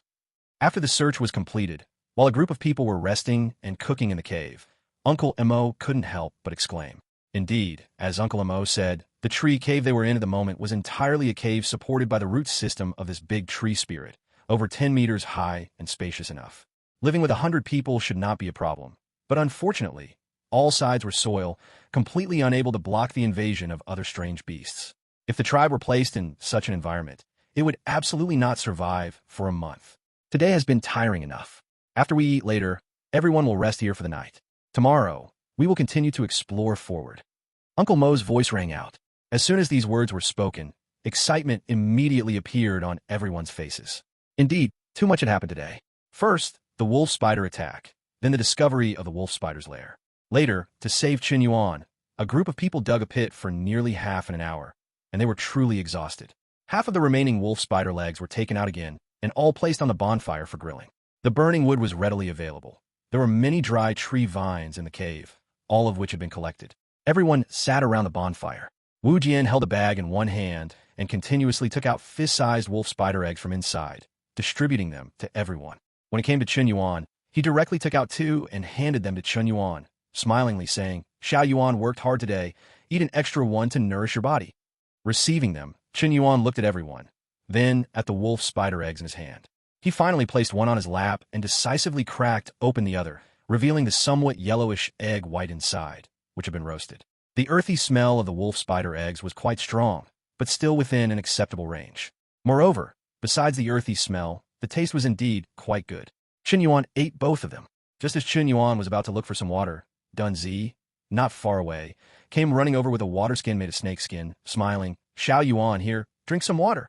"Thank you." Chen Yuan didn't stand on ceremony took it, and gulped down a large mouthful. The others also ate their wolf spider eggs, then quietly stared at the wolf spider legs roasting on the bonfire, occasionally sniffing the aroma of the roasted meat. While the wolf spider legs were roasting, Chen Yuan sat next to Uncle Emo and asked curiously, "Uncle Emo, how far have we traveled today, approximately? If I haven't miscalculated, we've probably walked about 30 to 40,000 meters." Uncle Emo said without hesitation, "Then, if we keep moving through these underground caves, won't we be afraid of not finding our way back?" Chen Yuan asked curiously. Chen Yuan had wanted to ask this question ever since Uncle Mo and the others casually entered the tunnels, but he hadn't found a suitable opportunity until now. Before Uncle Mo could explain, Wu Jian and the others on the side couldn't help but laugh heartily, especially Wu Jian, who even stretched out his neck and looked at Chen Yuan, saying, "You kid really have no knowledge of wilderness survival at all. Didn't the clan chief tell you anything before?" Complaining aside, Wu Jian continued, "Brother Mo has a directional stone in his hand. Every hunting team captain will have a directional stone. With this thing, no matter where we are, we can accurately find the tribe's location." As Wu Jian said this, Uncle Mo on the side cooperated by taking out a palm-sized stone from his embrace. Chen Yuan glanced at it and found that it was a simple round stone disc, but a spoon-like object was attached to it. The spoon-shaped object kept changing its position as Uncle Mo's palm rotated. "A compass." Chen Yuan was stunned and blurted it out subconsciously. "What compass? This is a directional stone." Wu Jian corrected him. Chen Yuan pouted, but didn't retort again. Only in his heart he still believed that this thing was similar to a compass. However, when Chen Yuan took the directional stone into his hand and played with it, he realized that although this thing was very similar to a compass, and even its function was almost the same, the difference was actually quite significant. For example, a compass can only distinguish north and south directions, while this directional stone will only point to the location of the tribe. No matter if you're on the ground or underground, it will point to the tribe's location, making it convenient for the exploration team to find their way home in the soil after wandering around outside. It can be said to be very convenient. After studying the directional stone, the wolf spider meat was also grilled. After everyone shared it, except for those on duty who were still keeping watch, the rest found a spot to lie down and rest. Chapter 15: Habitable Caves. The night passed without incident, and inside the underground passage, it was impossible to tell whether it was day or night outside. Chen Yuan only knew that after resting for about 4 hours, everyone began to get up one after another. As for washing up, each person just took a sip of water and rinsed their mouth. As Wu Jian said, when traveling, it's not like in the tribe where water is plentiful. Water must be conserved. If they encountered an underground river, they could replenish some water, but that was all. As for swimming in the river, no one dared to do that, unless they wanted to die, because no one knew if there would be something terrifying waiting for them in that underground river. Breakfast consisted of roasted wolf spider eggs. These were inconvenient to carry, so according to Uncle Mo's suggestion, everyone roasted and ate the remaining wolf spider eggs that morning. As for the wolf spider meat, Wu Jian and the others still carried it on their backs. Fortunately, they were deep underground, so there was no need to worry about the wolf spider meat spoiling quickly. "Uncle Mo, are we going up to the surface to take a look today?" After everyone had packed up, Chen Yuan glanced at the large tree trunk and asked. Because last night when everyone was resting, Dunzi, having nothing to do, found a small hole inside the tree trunk. The hole was about 1 person wide, barely allowing 1 person to crawl in, and it extended upwards.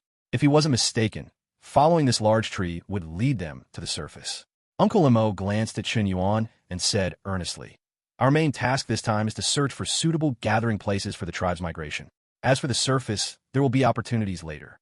Besides, the surface is not as fun as you imagine. One careless mistake could cost you your life. Let's go, it's time to set off." After speaking, he crawled back into the passage from which everyone had jumped down earlier. Wu Jian and the others, smiling, patted Chen Yuan on the shoulder and also went up one after another. Chen Yuan was the last to climb up. Before leaving, he took a deep look at the situation inside the cave, memorized the location, then picked up the 100-gene moonlight stone, walked to the entrance, and threw it directly upwards. Above, Uncle Mo was already prepared to receive it.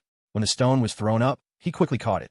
Chen Yuan then lightly leaped into the hole and climbed out in a few swift movements.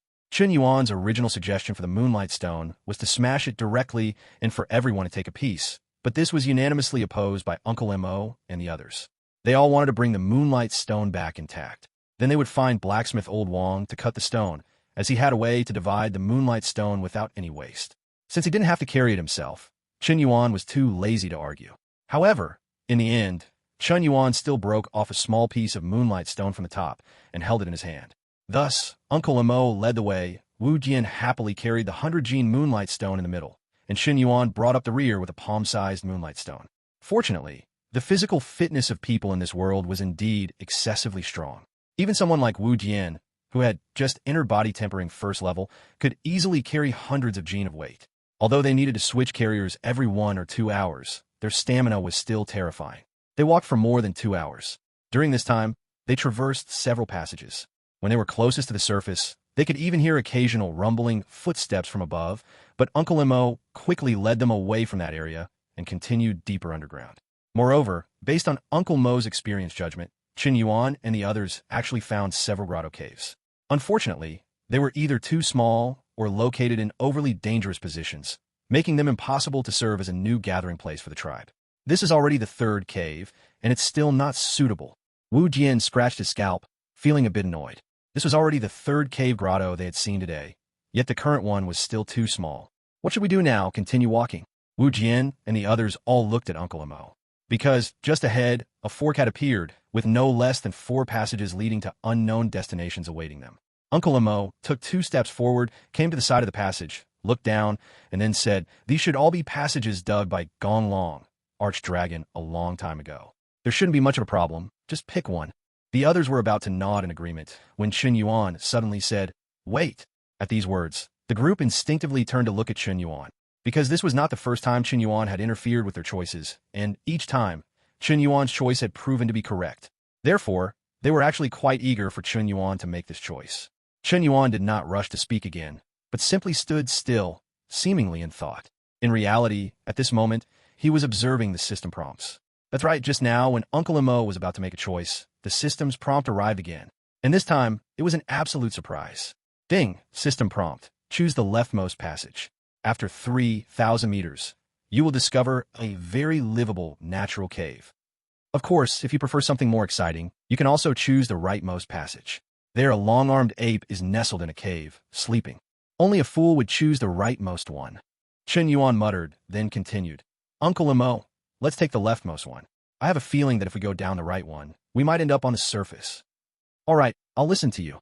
Uncle Imo nodded, taking the lead. Wu Jian was second. As for Dun Zi, he took the moonlight stone from Wu Dian's back and was carrying it in 3rd position. The remaining 2 walked in front of Chen Yuan, who still brought up the rear. With the system's choice, safety was naturally assured.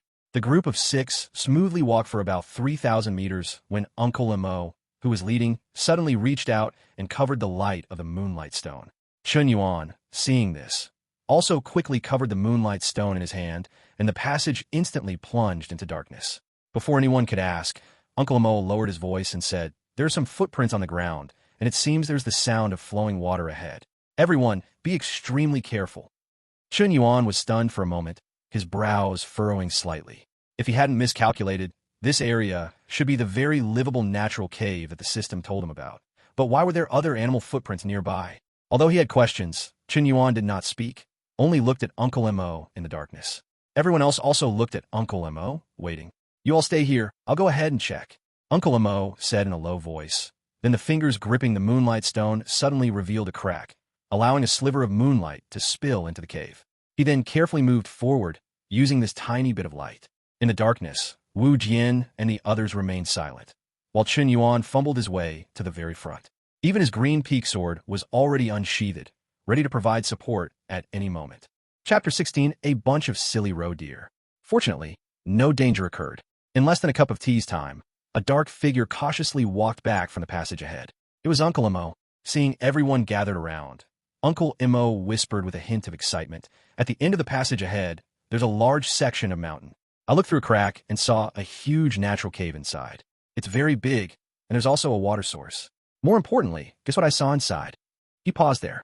Wu Jian, who was beside him, was the first to ask impatiently, "What did you see? Is there any danger?" "There shouldn't be any danger. I found a group of Paozi inside, and they haven't mutated. There are probably more than a dozen of them. If we can catch a few." Uncle Imo didn't continue, but everyone present became excited. Not everything had mutated, but the unmutated ones were extremely rare. It was definitely uncommon for a group of unmutated Paozi to appear in an underground karst cave, even if they didn't know how this group of Paozi came to be there. But did that matter? What mattered was that this mission to find food seemed to be perfectly resolved. Moreover, there was also a very large natural cave there. If they were lucky, their tribe might even have a new settlement. Thinking of this, how could anyone hold back, especially Wu Jian, Dun Zi, and the others who urged repeatedly? Then what are we waiting for? Let's go quickly, lest those Paozi run away later. That would be a huge loss. No hurry. Since that group of Paozi can appear in the cave, it means there must be other passages for entry and exit. Let's search the vicinity first, find that entrance and exit, and control them. Then we'll catch them like turtles in a jar. Uncle Mo's voice was very low, but the excitement and agitation in his tone were completely undisguised. The other few people around all looked at Uncle Mo with shining eyes, eager to set off immediately. Uncle Mo then looked at Chen Yuan and whispered, "Xiao Yuan, your cultivation is the highest here.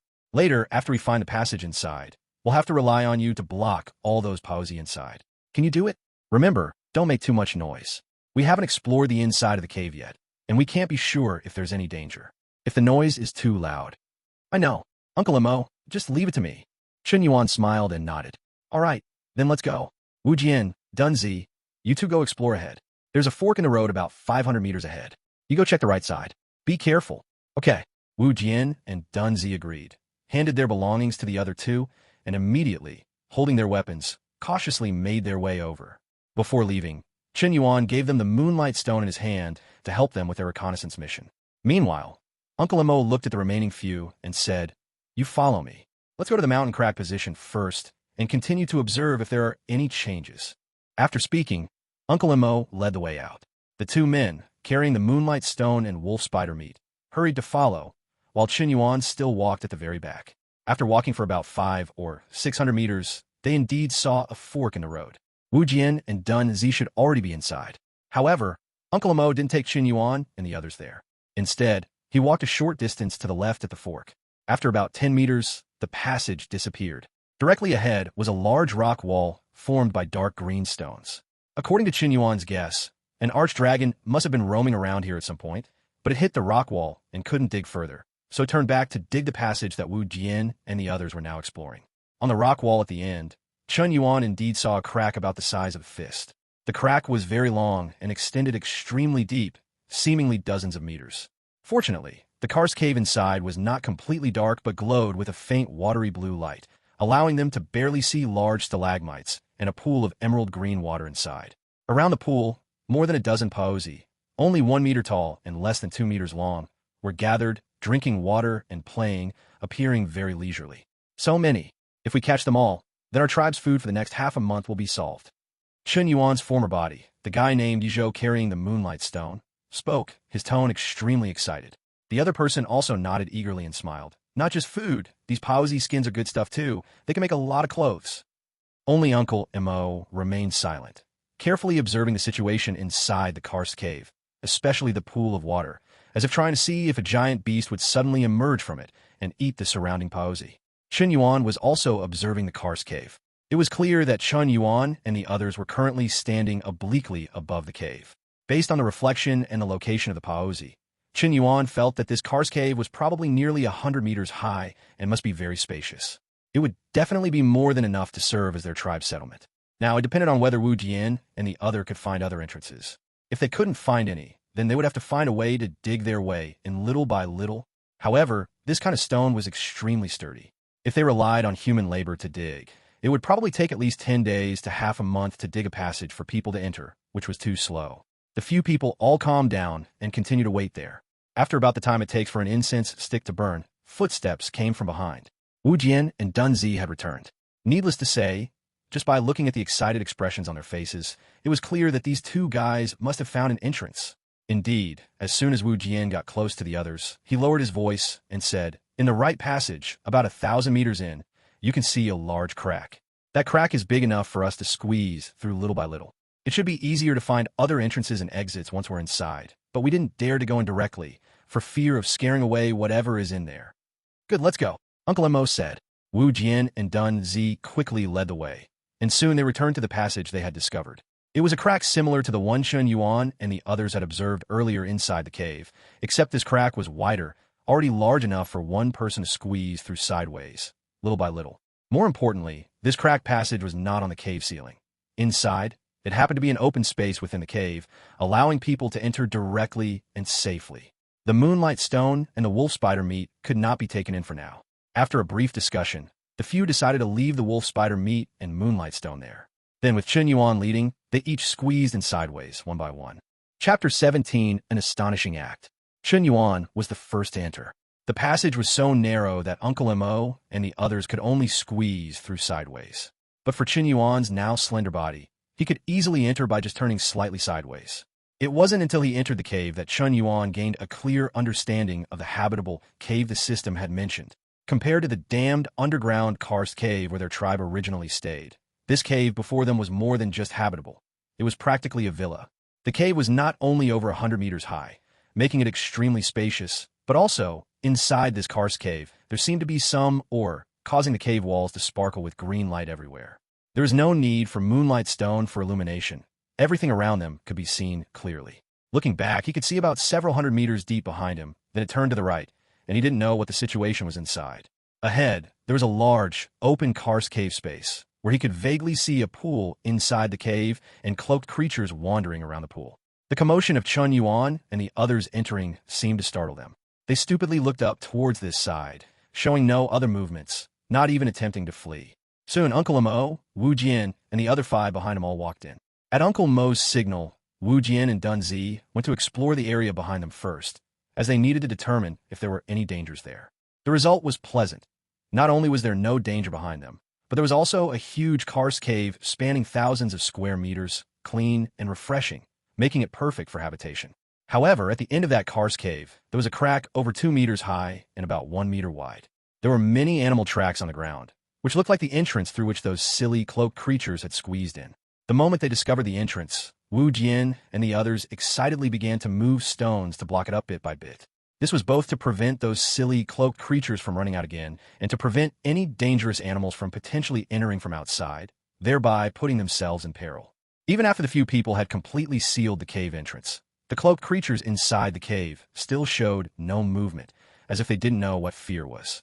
Chen Yuan stayed in place, carefully observing the cloaked creatures and also keeping an eye on the pool, as Uncle Mo had specifically instructed.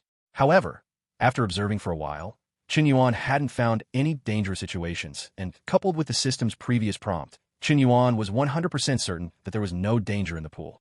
How is it? Uncle Mo's voice rang out as the cave entrance behind them was sealed, and everyone returned. They're still there. What do we do now? Catch them directly? Or kill them all? Dunzi excitedly rubbed his hands. First, check if there are any other entrances or exits near the pool. If there are, seal them up first. If not, then examine the pool to see what the situation is. Once we confirm there's no danger, then we'll consider catching these little things. Uncle Mo said in a low dow. Okay. Chen Yuan nodded and strode out. The rest of you stay here and guard. If there's any danger, be ready to assist at any time. After giving the order, Uncle Mo also got up and quickly followed Chen Yuan to approach the pool. Unlike Chen Yuan's relaxed demeanor, Uncle Mo's muscles were visibly tense, and the closer he got to the pool, the more solemn his expression became. Tap, tap, tap. The crisp sound of footsteps slowly echoed in the cave. Around the pool, the cloaked creatures, who occasionally looked up towards them, finally reacted upon seeing Chen Yuan and Uncle Mo continuously approaching. A few began to stir uneasily and roar, but most just curiously stared at Chen Yuan and Uncle Mo. The distance between them grew shorter and shorter. Chen Yuan's gaze swept over the cloaked creatures, beginning to survey the cave behind them, while Uncle Mo's eyes were fixed on the pool, seemingly wanting to see what was inside. The overall shape of this underground karst cave looked more like a giant gourd. The position where Chen Yuan and the others first entered was the center of the gourd, and the sealed entrance was the smaller upper part of the gourd's mouth. The pool where these cloaked creatures were located was the larger lower part of the gourd. This section was generally oval-shaped, surrounded by scattered rocks and some jagged, strange stones.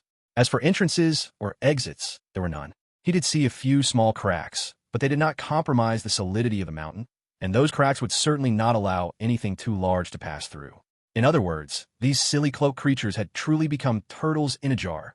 There are no entrances or exits nearby. It's safe. Chen Yuan said in a low voice. Good. Now, let's explore the pool. You just stand here. Don't get any closer. Uncle Mo instructed, then picked up a fist-sized stone from the ground. Holding the stone in one hand and his mountain-cleaving axe in the other, he began to approach the pool little by little. 100 meters, 50 meters, 30 meters. Finally, at about 10 meters, Uncle Mo stopped. At this moment, the entire cave was filled with chaotic, thumping sounds. Those silly cloaked creatures, frightened by Uncle Mo's continuous approach, finally ran directly past the two of them towards the exit of the gourd-shaped opening. Chen Yuan and the other didn't pay them any mind, only staring intently at the pool. Splash! The crisp sound of water entering the pool rang out. Uncle Mo hurled the large stone he held directly into the pool. He also retreated slightly 2 steps, preparing for battle. Chen Yuan did the same. Although it was highly unlikely there would be danger, it was still important to be cautious. 1 breath, 10 breaths. The time it takes to drink a cup of tea passed in a flash. The rippling waves in the pool disappeared, and the water returned to its mirror-like calm. Chen Yuan and Uncle Mo exchanged glances. Chen Yuan slowly approached the front. Unexpectedly, Uncle Mo, who was ahead, casually picked up 2 more large stones and threw them over. Splash! Splash! The sound of stones entering the water rang out once again, sending large ripples across the surface. Accompanied by the thumping sounds of the cloaked creatures that had run back, the entire cave instantly descended into a cacophony. However, Uncle Mo was not affected by this in the slightest. He remained fixated on the pool, waiting. The time it takes to drink a cup of tea passed, and still no movement was made. The pool returned to its calm state once more. Just as Uncle Mo was about to throw a stone for the 3rd time, Chen Yuan, who was behind him, finally couldn't take it anymore. He quickly stepped past Uncle Mo, and then, under Uncle Mo's stunned gaze, with a splash, he directly jumped into the pool. Xiao Yuan, are you crazy? Uncle Mo's anxious roar rang out. He couldn't care about anything else and rushed towards the edge of the pool. Chapter 18 Tips. However, where could Chen Yuan's figure still be seen on the water surface? Besides the constantly rolling ripples on the water, nothing could be seen inside the entire pool. It was pitch black. What's going on? Wu Jian and the others, hearing Uncle Mo's low cry from over here, couldn't bother with anything else and rushed over. As a result, they only saw Uncle Mo standing alone by the pool. Where's Chen Yuan? He didn't jump in, did he? Dunzi's mouth gaped open as he subconsciously asked. Just then, the pool water in front of Uncle Mo suddenly swelled, and a dark shadow rushed out from within. Looking closely, it was precisely Chen Yuan, who had just jumped into the pool. At this moment, Chen Yuan was still holding a fish emitting a faint glow. This fish was only about a foot long and was struggling in Chen Yuan's hand. Uncle Mo, this pool is probably only about 10 meters deep. There are no other entrances around, and it's not connected to an underground river. It's probably mountain spring water from here. Besides these glowing fish, there's nothing else in the pool. Don't worry, if you don't believe me, why don't you come down and see? As he spoke, Chen Yuan tossed the fish in his hand towards the shore.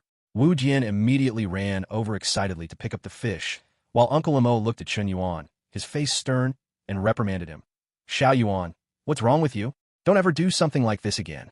Don't think that just because your cultivation is high now, there's nothing to be afraid of. I'm telling you, the outside world is vast, extremely vast. Let alone mere body-tempering realm exotic beasts. There are countless exotic beasts comparable to the Qi condensation realm, or even a heavenly lake realm.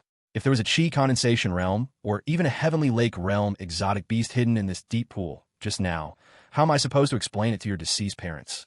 In the deep pool, Chen Yuan floated on the water's surface and fell silent upon hearing this.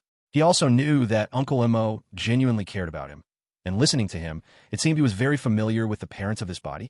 Despite his curiosity, Chen Yuan found such questions difficult to ask. Otherwise, if someone noticed something unusual and became suspicious, it would be troublesome. I understand, Uncle Mo. It won't happen again next time, Chen Yuan said with a wry smile. Then, not giving Uncle Mo a chance to retort, he plunged back into the pool. By the pool, Uncle Mo sighed, but after looking at the deep pool, he ultimately decided to jump in himself to check, just in case anything was missed. In the deep pool, Chen Yuan, relying on his swimming skills from his previous life, coupled with the formidable cultivation of this body, managed to dive down to the bottom, more than 10 meters deep. At the bottom, he could see many stones casually piled up, and occasionally he could spot some glowing fish about a foot or half a foot long, swimming around. Many of them were not afraid of Chen Yuan at all. Instead, they curiously gathered around him, causing Chen Yuan to easily catch one with a casual grab. Chen Yuan, who was about to go up, felt someone coming from above. He looked up and saw that Uncle Mo had also come down, so he immediately made way and went up first. After reaching the shore, Chen Yuan threw the fish on the bank and quickly adjusted his clothes. The few tattered leaves, after being washed by the pool water, appeared even more dilapidated, subtly revealing what was beneath. If not for the fact that everyone in Team 1 wore similarly scant clothing, Chen Yuan would truly have been too embarrassed to remain there. Even so, Chen Yuan felt that his most pressing issue now was to resolve the predicament with his clothes. Unlike Uncle Mo and the others, he had transmigrated from Blue Star and possessed a sense of shame. Problems that could be solved with clothing naturally needed to be resolved quickly. And so, the group of foolish Paozi, still wandering aimlessly inside the cave, unable to find an exit, became Chen Yuan's target.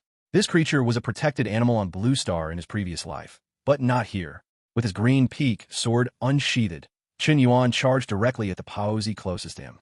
The Paozi had originally been running from behind towards the pool, seemingly wanting to see what everyone was doing, but suddenly seeing Chen Yuan charging at it, it immediately turned its head and ran in fright. It must be said, this creature's reaction speed was truly fast. For an ordinary person, even Wu Jian and the others might not be able to catch up quickly. But Chen Yuan was different. These little fellows were fast, but Chen Yuan was even faster. Wu Jian and the others only saw Chen Yuan suddenly turn into an afterimage. The next moment, the Paozi, which was still rapidly hopping forward, suddenly froze in place, then plopped to the ground. The next moment, crimson blood quickly flowed out. Looking closely, it had actually been directly slit at the throat by Chen Yuan. All right, you all go look around the environment here, see if it's suitable to be the tribe's new settlement. I'll take care of some private matters. Chen Yuan's voice rang out. Beside him, Wu Jian and the others, who had been somewhat stunned, quickly nodded upon hearing this. Two people went to tap and knock on the nearby rock walls to ensure that this was an absolutely safe stone cave, while the other two went to the previously blocked entrance to reconfirm if that area was safe. The last person was Dun Zi, who was still standing by the pool, occasionally peeking into the water, still waiting for Uncle Mo to emerge from within. Soon, Uncle Mo also emerged from inside. Without bothering about being soaking wet, he excitedly said, "This is indeed a mountain spring, very safe. If we can confirm that there are no other large, dangerous exotic beasts near this cave, then it would be perfect as a new gathering place." At this point, Uncle Mo looked towards Chen Yuan and noticed that Chen Yuan was actually skinning a Paozi. He immediately raised an eyebrow. Walking over, after a few intrigued glances, Uncle Mo's face darkened. "Your technique and speed are too slow. This perfectly good hide is almost ruined by you. Give me the knife." By the last sentence, Uncle Mo was already squatting on the ground, extending his hand towards Chen Yuan. With a wry smile, Chen Yuan handed over the green peak sword in his hand. He was indeed not skilled at skinning and dismembering.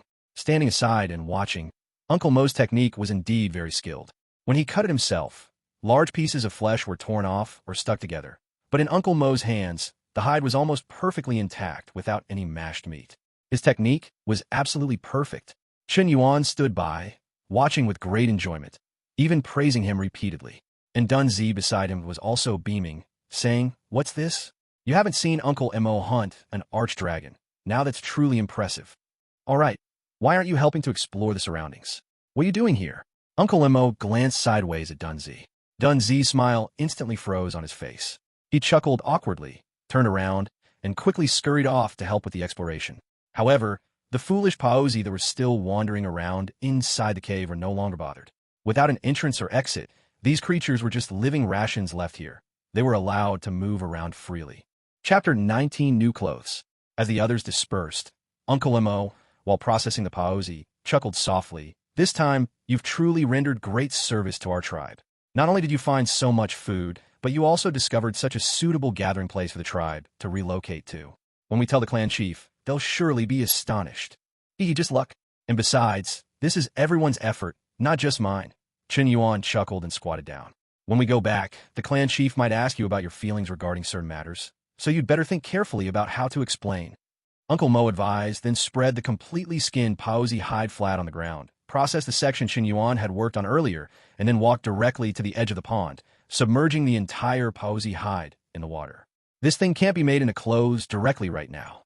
Let's soak overnight in some plant ash tonight, and by tomorrow, it should be just about usable to wear," Uncle Mo said with a smile. At these words, Chen Yuan could only manage a dry laugh. While the Paozi meat was still being processed here, on the other side, Wu Jian, Yi Zhou, Dun Zi, and the others returned excitedly after a search. "Brother Mo, we searched all around, and indeed, the surroundings are all rock-walled caves. Besides the passage we found earlier, there are no other routes. We don't know what caused that passage to form, and the outside hasn't been explored yet. I'll go check it out later," Wu Jian said with a smile, his tone quite relaxed. After all, this mission outside was considered perfection. Next, they just needed to see if there were any dangers outside the passage and find a path that connected to the crevice they had originally entered through. This was preparation for the main force's migration. All right, Yi Zhou, you take over this. Our dinner depends on you. Dunzi, Wu Jian, you two come with me. Let's go outside and check the situation. Uncle Imo clapped his hands and stood up. Catching sight of Chen Yuan, Uncle Imo quickly said, Xiao Yuan, you rest here for a bit. Leave the safety exploration to us. What could Chen Yuan do about this? He naturally could only nod. In a blink of an eye, only 3 people were left in the large cave. Yi Zhou was still butchering the paozi meat, while another fellow named Ping Yu was collecting firewood near the cave for the upcoming dinner bonfire. Unfortunately, despite the cave size, there wasn't much combustible firewood inside. After collecting only a small bundle, they had to temporarily give up. For the remaining time, Chen Yuan and the other 2 did idly. At Chen Yuan's suggestion, the 3 of them blocked off most of the large crevice they had previously squeezed through to prevent any snakes, insects, rats, or ants from getting in through that spot. By the time Chen Yuan and the others finished their work, Uncle Mo and the others who had gone out finally returned, each carrying a large bundle of firewood. Not only that, but even the moonlight stone and the wolf spider meat that had been left outside were all brought back. Needless to say, they must have found a way to the outside world. After they returned, Wu Jian and Dunzi put down the things they were carrying and immediately sat on the ground, completely disregarding their image. Uncle Mo and the others, on the other hand, put down the firewood and leaned against a large rock to rest, clearly exhausted. While resting, Uncle Mo and the others explained the situation outside. The passage outside was indeed connected to the area near the crevice they had originally entered through, separated only by a very thin layer of mud, which Uncle Mo and the others had dug through directly, allowing them to retrieve these items. Besides the dug-through passage, there were 2 other passages outside. One, according to Uncle Mo's estimate, should lead all the way to the surface. Those paozi likely hid from the surface. The firewood they carried was also collected along that passage. As for the other passage, it led to an unknown area. They explored for over 1,000 meters but couldn't make anything of it. But what was certain was that the vicinity was definitely safe. Everyone, get a good rest tonight. Tomorrow, we can return to the tribe. Uncle Imo said with a smile, watching the bonfire. At these words, a relaxed smile couldn't help but appear on everyone's faces. In the past, when they went out to search for food, it was never this easy. They were either fleeing for their lives or in the process of fleeing. This time, apart from the dangerous encounters with the wolf spider and the tree spirit, they didn't encounter any other dangers at all. Even those 2 dangerous situations were easily resolved by Chen Yuan. It could be said that this was the easiest time they had ever been out. And all of this was because of Chen Yuan. The few of them exchanged knowing glances towards Chen Yuan, who was sitting by the bonfire, with faint smiles in their eyes. Meanwhile, Chen Yuan hadn't noticed yet. He was busy quickly processing the 2 glowing fish they had caught. Unsure if they were poisonous, Chen Yuan thoroughly cleaned out all their internal organs, then skewered them with branches and roasted them over the fire. Here, Uncle Mo and the others also laid out all the wolf spider meat, roasting it by the fire. This stuff would all be cooked tonight, and any leftovers would be eaten on the way back tomorrow. As for the food to bring back to the tribe, those foolish paozi were perfect. This night was the best sleep everyone had. Even though they were occasionally woken by the sounds of the foolish paozi running and stomping, they still slept exceptionally soundly. After resting for about 4 hours, everyone gradually woke up. This time, everyone cheered and rushed into the pond for a cold bath. The icy pond water soaking into their bodies instantly sobered everyone up. After a while, everyone gradually came ashore, casually wiping their faces, which was considered clean enough. Wu Jian, Dunzi, and the others were even more direct, simply tearing off the ragged animal skin wrapped around their lower bodies, wringing out the water with their bare hands while naked, and then putting them back on. Chen Yuan didn't need to do that. The few leaves on his body were almost gone after all that commotion. Looking at the frolicking group, Chen Yuan turned and walked toward another small pool by the pond. That was where he had processed the paozi hide with plant ash last night. Upon inspection, the paozi hide was indeed very soft, and most of the grease had been removed. Chen Yuan didn't hesitate. He took out his green peak sword and cut off about 1/3 of it, held it in his hand, shook it slightly, then went to the pond to wash off all the plant ash. Then he wrapped it directly around his waist, using a tree vine he had removed from his previous pants as a belt to secure it. There was no other way. The conditions were primitive, and sewing it with needle and thread was clearly impossible. Chen Yuan casually tossed away the pants woven from leaves. That thing was not only uncomfortable to wear, but also unsightly. Changing into the ones woven from paozi hide was not only warm, but also quite good-looking. Chapter 20: The Smell of Blood. After satisfactorily patting his clothes, Chen Yuan looked towards Uncle Mo. At this moment, Uncle Mo was standing by the pond, clapping his hands. As a group of people walked over, several of them noticed the new apron Chen Yuan was wearing. Wu Jian even teased, "Xiao Yuan, your apron looks much better than mine." "Big brother Wu Jian, you're joking. There's still so many paozi here. If we catch them all, there will definitely be enough for you," Chen Yuan said with a smile. "All right, it's time for us to head back. Let's catch 10 of these paozi for now. Dunzi, you're in charge of carrying the moonlight stone. Everyone else, take 2 each. Remember to catch them alive." The last sentence was directed at Chen Yuan. "Got it." The group immediately rubbed their hands in excitement. For a while, the entire cave was in a state of chaos. Aside from Chen Yuan easily catching 2 paozi, tying their legs, and leaving them at his feet, everyone else put in immense effort to catch the paozi. Even though these paozi didn't seem mutated, their speed and agility were not comparable to ordinary people, especially Uncle Mo's instruction to catch them alive, which exhausted the group. In the end, after half an hour of effort, the group only managed to catch 4. The remaining 4 were caught by Chen Yuan for them. On the ground, 10 of the largest paozi lay neatly. Inside the cave, 7 slightly smaller paozi paced restlessly, making noise. No one paid attention to those few. Everyone excitedly grabbed the paozi they needed to take, held them in their hands, and headed directly towards the cave exit. It was still Uncle Mo first, followed by Wu Dian. Dunzi, carrying the huge moonlight stone, walked in the middle of the group. The light emitted by the massive moonlight stone illuminated the dark passage within 7 or 8 meters, making everything clearly visible. Chen Yuan and the others no longer needed to carry moonlight stones for illumination. The return journey was much smoother and faster than their arrival. Along the way, they encountered no dangers at all, and even the system fell silent. This made Chen Yuan feel a little regretful, as without the system's prompts, he wouldn't have the opportunity to gain further benefits. However, there would be plenty of time in the future. The priority was to improve his own strength. Chen Yuan had decided that after returning to the tribe this time, he would first find a way to learn the movement technique he had acquired earlier, at least so that he wouldn't be so powerless when facing danger again. Time flew by. After walking for about 7 or 8 hours, Chen Yuan and the others returned to the location of the tree spirit. They rested for a few hours inside the tree hollow, then continued their journey. However, an unexpected situation occurred during the return journey. Their path back was cut off. When they passed the wolf spider's lair and returned to the spot where they had first hunted the wolf spider, they discovered that the passage had collapsed.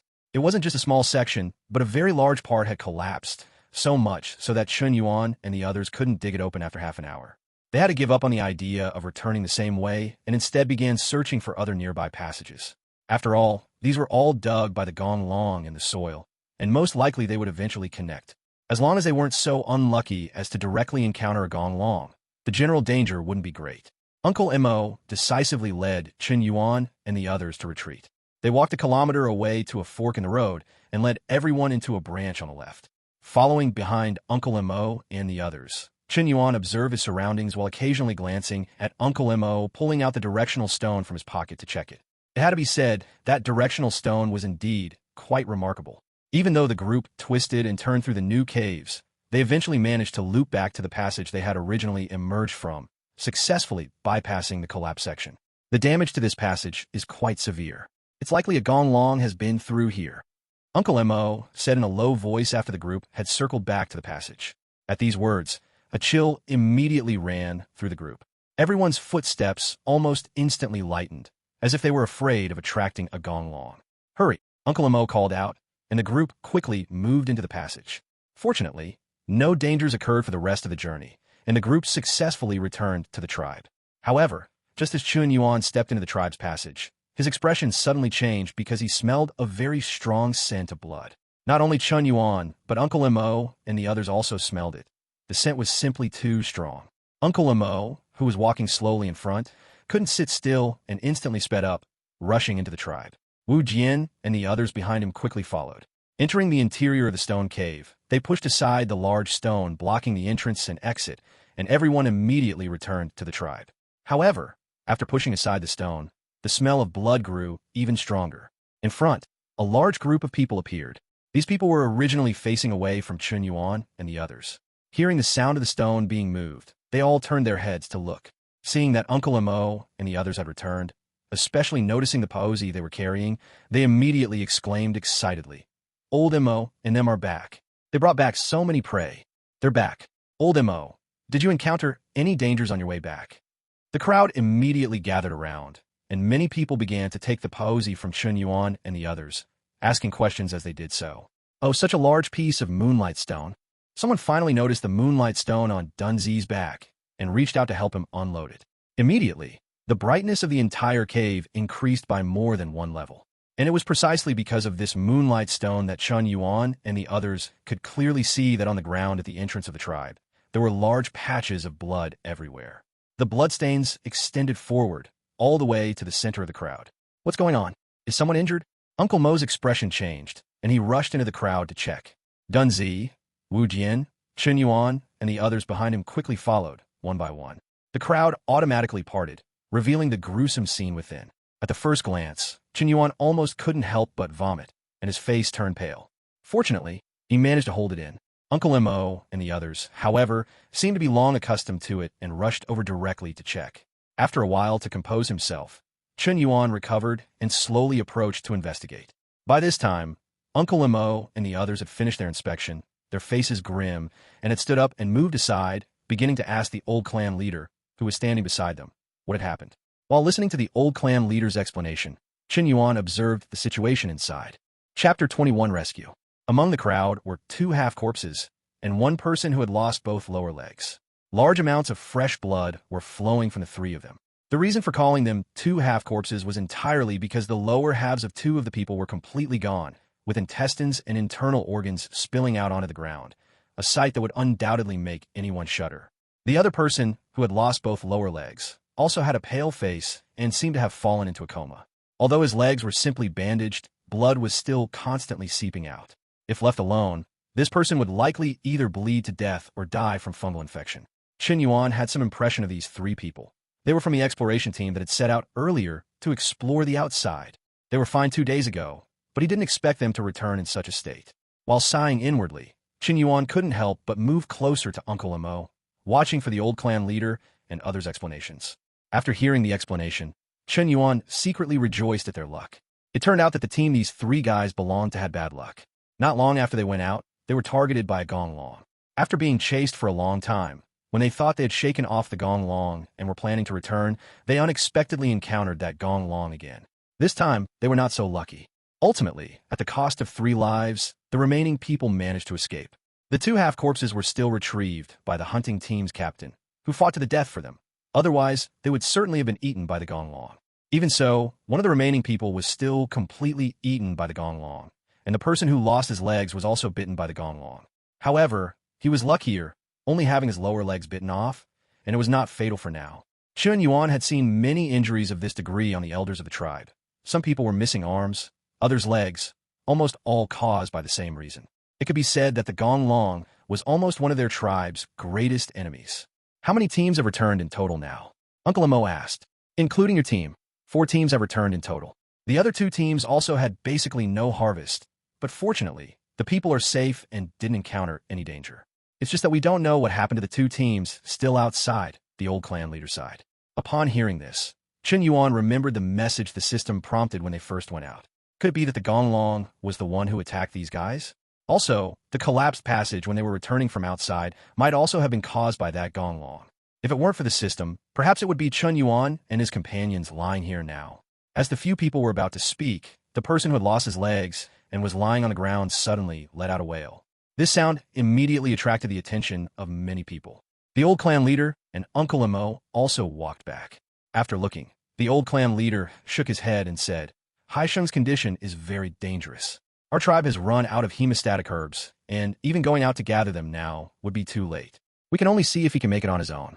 Upon hearing this, everyone else's faces showed sadness, but Chen Yuan was completely stunned. He truly hadn't expected these guys to actually plan to just let the other person heal himself. This was simply impossible. At this moment, Chen Yuan finally understood why there were so few people in this tribe.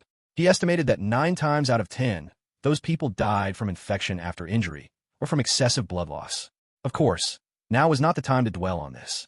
Seeing that these people had no solutions, Chen Yuan couldn't hold back. He walked to the person with the severed leg and reached out to touch his forehead. It was very hot. He already had a fever. His condition is very bad. If he's not treated soon, he will definitely die from continuous bleeding and fever. Chen Yuan's voice rang out, immediately attracting everyone's attention. We want to treat him too, but there are no more hemostatic herbs. He's already bandaged. We've done everything we can. The rest is up to him. Someone nearby couldn't help but say. Chen Yuan turned his head to look. He remembered that this guy was considered a doctor in the tribe. It's just, his skill level was really worrying. Too lazy to waste words with these people. Chen Yuan directly said in a low voice, Uncle Mo, immediately light a bonfire, and be quick. Uncle Wu Dian, prepare some boiled water. All right, good. Uncle Mo and Wu Dian heard him and went to execute the orders without any hesitation. Around them, others, including the old clan leader and the rest, saw Chen Yuan's series of actions. Although they all had questions and wanted to ask, they ultimately stopped for the time being at Uncle Mo's eye signal. After all, others didn't know how powerful Chen Yuan was now, but they were very clear about it. Perhaps Chen Yuan could still create a miracle this time? Soon, the bonfire was lit and burned very brightly. Meanwhile, Wu Jian used a huge stone pot to boil a large pot full of hot water. At Chen Yuan's instruction, he then carried it and quickly placed it in a nearby pool to cool down. Dunzi, come here and remove all the bandages from his body. Be careful not to touch the wound. After giving these instructions, Chen Yuan stood up, took out the green peak sword that had been tucked behind his waist, and was about to walk towards the bonfire. However, at this moment, the old clan leader, who had been frowning tightly and not speaking, couldn't hold back. With a stern face, he reprimanded. Nonsense! Xiao Yuan, do you know what Haisheng's condition is now? His situation is very critical. If you remove the wound bandages, it will only make him die faster. I don't agree with you doing this. That's right, the clan chief is correct. We all understand your desire to save him, but you must know that his current condition is already very bad, and he cannot withstand such a commotion. The tribe doctor, who had spoken earlier, also chimed in. Clan chief, let Xiao Yuan try. You all know Haisheng's current situation best. Do you think he can survive tonight in his current state? Uncle Mo spoke from his side. Dunzi and Wu Jian also chimed in. Yes, clan chief, just let Xiao Yuan try. It's like treating a dead horse as if it's alive. It's better than truly waiting for death. I believe even if Haisheng himself knew, he would want Xiao Yuan to try. All right. But Xiao Yuan, you must remember, if you don't have great confidence, it's best not to try recklessly, the old clan leader finally admonished. Okay, I understand. Chen Yuan nodded, no longer paying attention to the crowd, and directly threw the green peak sword in his hand onto the fire to roast. The fire was strong, and the temperature was very high. In just a short while, more than half of the green peak sword's blade was burned bright red. Turning to look, the bandages on Haisheng's leg on the other side were almost completely removed. The originally minimal blood seepage indeed sped up considerably, and Haisheng's face grew even paler. Within the tribe, many elders all watched this scene with sad expressions because they knew that Haisheng was likely going to die. Chapter 22, Strange Gaze. Chen Yuan got up, holding the red-hot green peak sword, and squatted down beside Haisheng's leg, while telling Dunzi, shove a piece of cloth into his mouth. Dunzi was momentarily stunned, then quickly reacted, fumbling to stuff a large piece of cloth into Haisheng's mouth. The others, seeing this flashy scene, all frowned, unsure what Chen Yuan was trying to do. However, at this moment, Chen Yuan suddenly pressed the red-hot green peak sword in his hand against the wound on Haisheng's broken right leg. Sizzling, a smell of burnt meat, accompanied by a large cloud of thick smoke, instantly rose from within the cave. Everyone's expressions changed. Even Uncle Mo and Wu Dian, among others, stared at Chen Yuan dumbfounded. No one expected this unassuming young man to be so ruthless. Haisheng, who was almost unconscious, finally awoke from the pain at this moment, instantly struggling and roaring. However, with a large wad of cloth stuffed in his mouth, he couldn't make any sound, only desperately twisting his head and whimpering in struggle, cold sweat pouring out of him as if it were free. That kind of pain made Haisheng's legs involuntarily thrash, but Chen Yuan, quick-eyed and quick-handed, pressed them down firmly. Soon, the thick smoke dissipated, and Chen Yuan took the green peak sword away. The tip of the right leg, after being seared, was already charred black, clearly burnt. Just as a group of tribesmen were about to scold or inquire, Uncle Mo was the first to notice something unusual. The bleeding seems to have stopped. The old clan leader was startled and quickly leaned in to examine it. The wound on the right leg, indeed, no longer seeped blood. Although it looked unsightly, it was no longer bleeding profusely. Ignoring these tribesmen, Chen Yuan took the green peak sword back to the bonfire, heating it red-hot again, then returned to Haisheng. At this point, Haisheng had already fainted from the pain, not moving at all, until the red-hot green peak sword in Chen Yuan's hand was pressed against his left leg again. A painful roar erupted once more, and Hai Sheng, who had fainted from pain, was once again awakened. Within the tribe, many elders subconsciously covered the eyes and ears of the children beside them, not daring to let them witness this extremely cruel scene. Even Uncle Mo, the old clan leader, and others who had grown accustomed to life and death, couldn't help but get goosebumps from such painful roars. "All right, bring water." Chen Yuan casually dropped the green peak sword on the ground, observing the wound while speaking. Beside him, Wu Jian, who was almost dumbfounded, immediately reacted upon hearing this and quickly brought over the stone pot that was soaking in the pond water. Since there were no other options, Chen Yuan simply tore off a section of relatively clean gauze nearby, soaked it in warm water to clean it, and then slowly wiped away the blood from Hai Sheng's legs. After cleaning, the basin of water was already bright red. Chen Yuan's body, hands, and even his face were covered in a lot of blood. "All right, now we can only rely on his luck. Without disinfectant, we can only leave it to fate."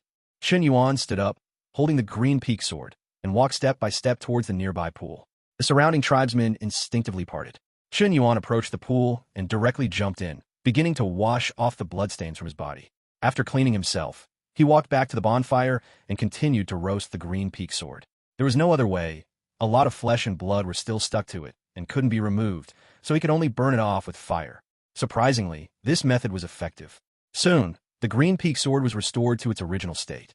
The unfortunate thing was that the original silver luster on the green peak sword disappeared, replaced by a bluish-green luster from being scorched by flames, which was quite eye-catching. Chen Yuan knew this was a side effect of wrought iron being intensely heated by fire. It wasn't a big problem, so he didn't bother with it. When he returned to the crowd, Chen Yuan could clearly sense that everyone's gaze towards him had changed. In their eyes, besides fear, there seemed to be a hint of something strange. Before Chen Yuan could speak, Uncle Mo chuckled softly. "Xiao Yuan, Hai Sheng's condition has temporarily stabilized. As long as he can get through tonight, there shouldn't be a big problem. You don't need to worry. Also, I've already told the clan chief about what happened during this outing. The clan chief has something to ask you now. Go, he's further inside the cave." "Okay." Chen Yuan nodded and indeed saw that the clan chief had already left the crowd and was walking deeper into the cave. Chen Yuan quickly caught up. Seeing the clan chief's stumbling walk, he stepped forward to support him, and the two walked together into the depths of the cave. At the top of the clan chief's staff was a fist-sized moonlight stone emitting a faint moonlight, so there was no need to worry about it being pitch dark inside. After walking for several tens of meters, the clan chief found a clean stone stool and sat down, his gaze smilingly assessing Chen Yuan, with an indescribable kindness in his eyes. Chen Yuan was certain that both he and his original body had never seen such a kind gaze from his clan chief before. Just as Chen Yuan was about to say something, the clan chief beside him suddenly spoke. "Xiao Yuan, this time, you did very well. I just checked Hai Sheng's condition. The bleeding has indeed stopped. Next, as long as he is strong enough, he should not die," the clan chief praised. "Clan chief, you are too kind. When a clan member is in trouble, and I have the ability, it is only natural that I should help." Chen Yuan said with a smile. "Good. Very good. I am old now. From now on, this will be your young people's world," the old clan leader said with a hearty laugh. "Clan chief, you are still young." Chen Yuan was about to shamelessly flatter him a bit. Who knew? The clan chief waved his hand and said, "Old is old. Xiao Mo has told me about your performance outside this time. Both the wolf spider and the tree spirit were taken down by you, and you also found such a large moonlight stone and a new tribe gathering place for our Tushan tribe. This time, you have rendered immense service to our Tushan tribe. Tell me, what reward do you want?" Tushan tribe. Chen Yuan secretly noted this name. This was the first time he had heard someone mention the name of his tribe. However, he soon cast it aside. "There's a reward?" Chen Yuan's eyes lit up. "Yes, anything I have, you can ask for," the old clan leader said with a kind smile. "Are there cultivation techniques or martial skills? I feel my cultivation is still a bit low. If there are cultivation techniques and martial skills that can improve my strength, that would be even better." Chen Yuan spoke without hesitation. He had been coveting these things for a long time. The smile on the old clan leader's face remained unchanged, and he still nodded with a smile. "Yes, I have the primordial chaos palm, which can cultivate to the Yuandan realm, and the yellow dragon strength, which can cultivate to the heavenly lake realm. Which one do you want to learn?" Chapter 23, The Clan Chief's Reward. Which one is more powerful? Naturally, primordial chaos palm is stronger. If this cultivation method reaches Mahayana, it can easily kill an adult archdragon with a single palm. The old clan leader said slowly. "Then I choose primordial chaos palm. Is that okay?" Chen Yuan asked tentatively. "Good. You wait here, I'll go get it. The old clan leader rose with a smile and hobbled alone towards the innermost part of the cave, which was his residence. The old clan leader left quickly and returned quickly. After about a cup of tea, the old clan leader walked over with a stone box in his hand. When he arrived in front of Chen Yuan, the old clan leader smiled and handed the stone box in his hand to Chen Yuan. Actually, anyone in the tribe can comprehend this cultivation method. It's just that I haven't shown it to you before. You can take it and try to comprehend it. If you gain something, that would be great. If not, don't be discouraged. There's another cultivation method that I can show you then. Thank you, clan chief. Chen Yuan nodded and was about to leave with the item. Unexpectedly, the clan chief stopped him and with a smile, took out a fist-sized animal skin pouch from his huai and slowly placed it in Chen Yuan's palm. Chen Yuan was puzzled. I just said that the cultivation method is something everyone in the tribe is qualified to cultivate. It's not a reward. The things inside here are the real reward. The old clan leader smiled and motioned for Chen Yuan to open it and see. To be honest, Chen Yuan was indeed curious. Under the old clan leader's smiling gaze, he directly opened the pouch. At this sight, Chen Yuan's expression immediately stiffened. Inside the pouch was a yellowish-brown crystal, about half the size of a fist, with some fine sand mixed in. It looked exactly like the bag of salt Uncle Mo had given Chen Yuan earlier. What the old clan leader gave Chen Yuan was, surprisingly, also a large bag of salt. There are many people in our tribe, but not much of this salt. What you have in your hand, if you save it, should be enough for a year. All right, you owe me back first, the old clan leader said with a slow smile. Beside him, Chen Yuan forced a smile that was uglier than crying. He really didn't want this salt. Not only was it bitter, but Chen Yuan estimated it probably had excessive heavy metals. Of course, he couldn't say anything, so he could only quickly rewrap the item and tuck it into his huai. Then holding the cultivation method stone box in one hand and supporting the old clan leader with the other, he continued to walk back. On the way back, just as Chen Yuan thought the old clan leader wouldn't ask about his realm, when they were close to the crowd, the old clan leader finally couldn't help but add, Xiao Yuan, I heard from Brother Mo that your previous performance was very impressive. I'm afraid you are no less than a master of body tempering 5th level. Can you tell me what realm you are currently in? Chen Yuan hesitated for a moment, but then thought there was nothing to hide. Everyone lived together for many years, and it would be exposed sooner or later. More importantly, his realm was already the strongest in the entire tribe. Speaking out might even bring unexpected benefits. Therefore, after a moment of hesitation, Chen Yuan said directly, to answer the clan chief, I unexpectedly broke through to body tempering 9th level a few days ago. A gasp of cold air immediately sounded, and the old clan leader's outstretched foot froze in place. He stiffly turned his head, his voice a few shades louder. What did you say? Body tempering 9th level. Tu Shanhuai was truly shocked, his eyes wide, staring intently at the young man who was meekly supporting him. No matter what, he couldn't believe that this young man, whom he had watched grow up since childhood, who used to run around the tribe with his bare bottom every day, had actually become a peerless expert of body tempering 9th level. He could no longer remember how long it had been since their tribe had produced an expert above body tempering 9th level.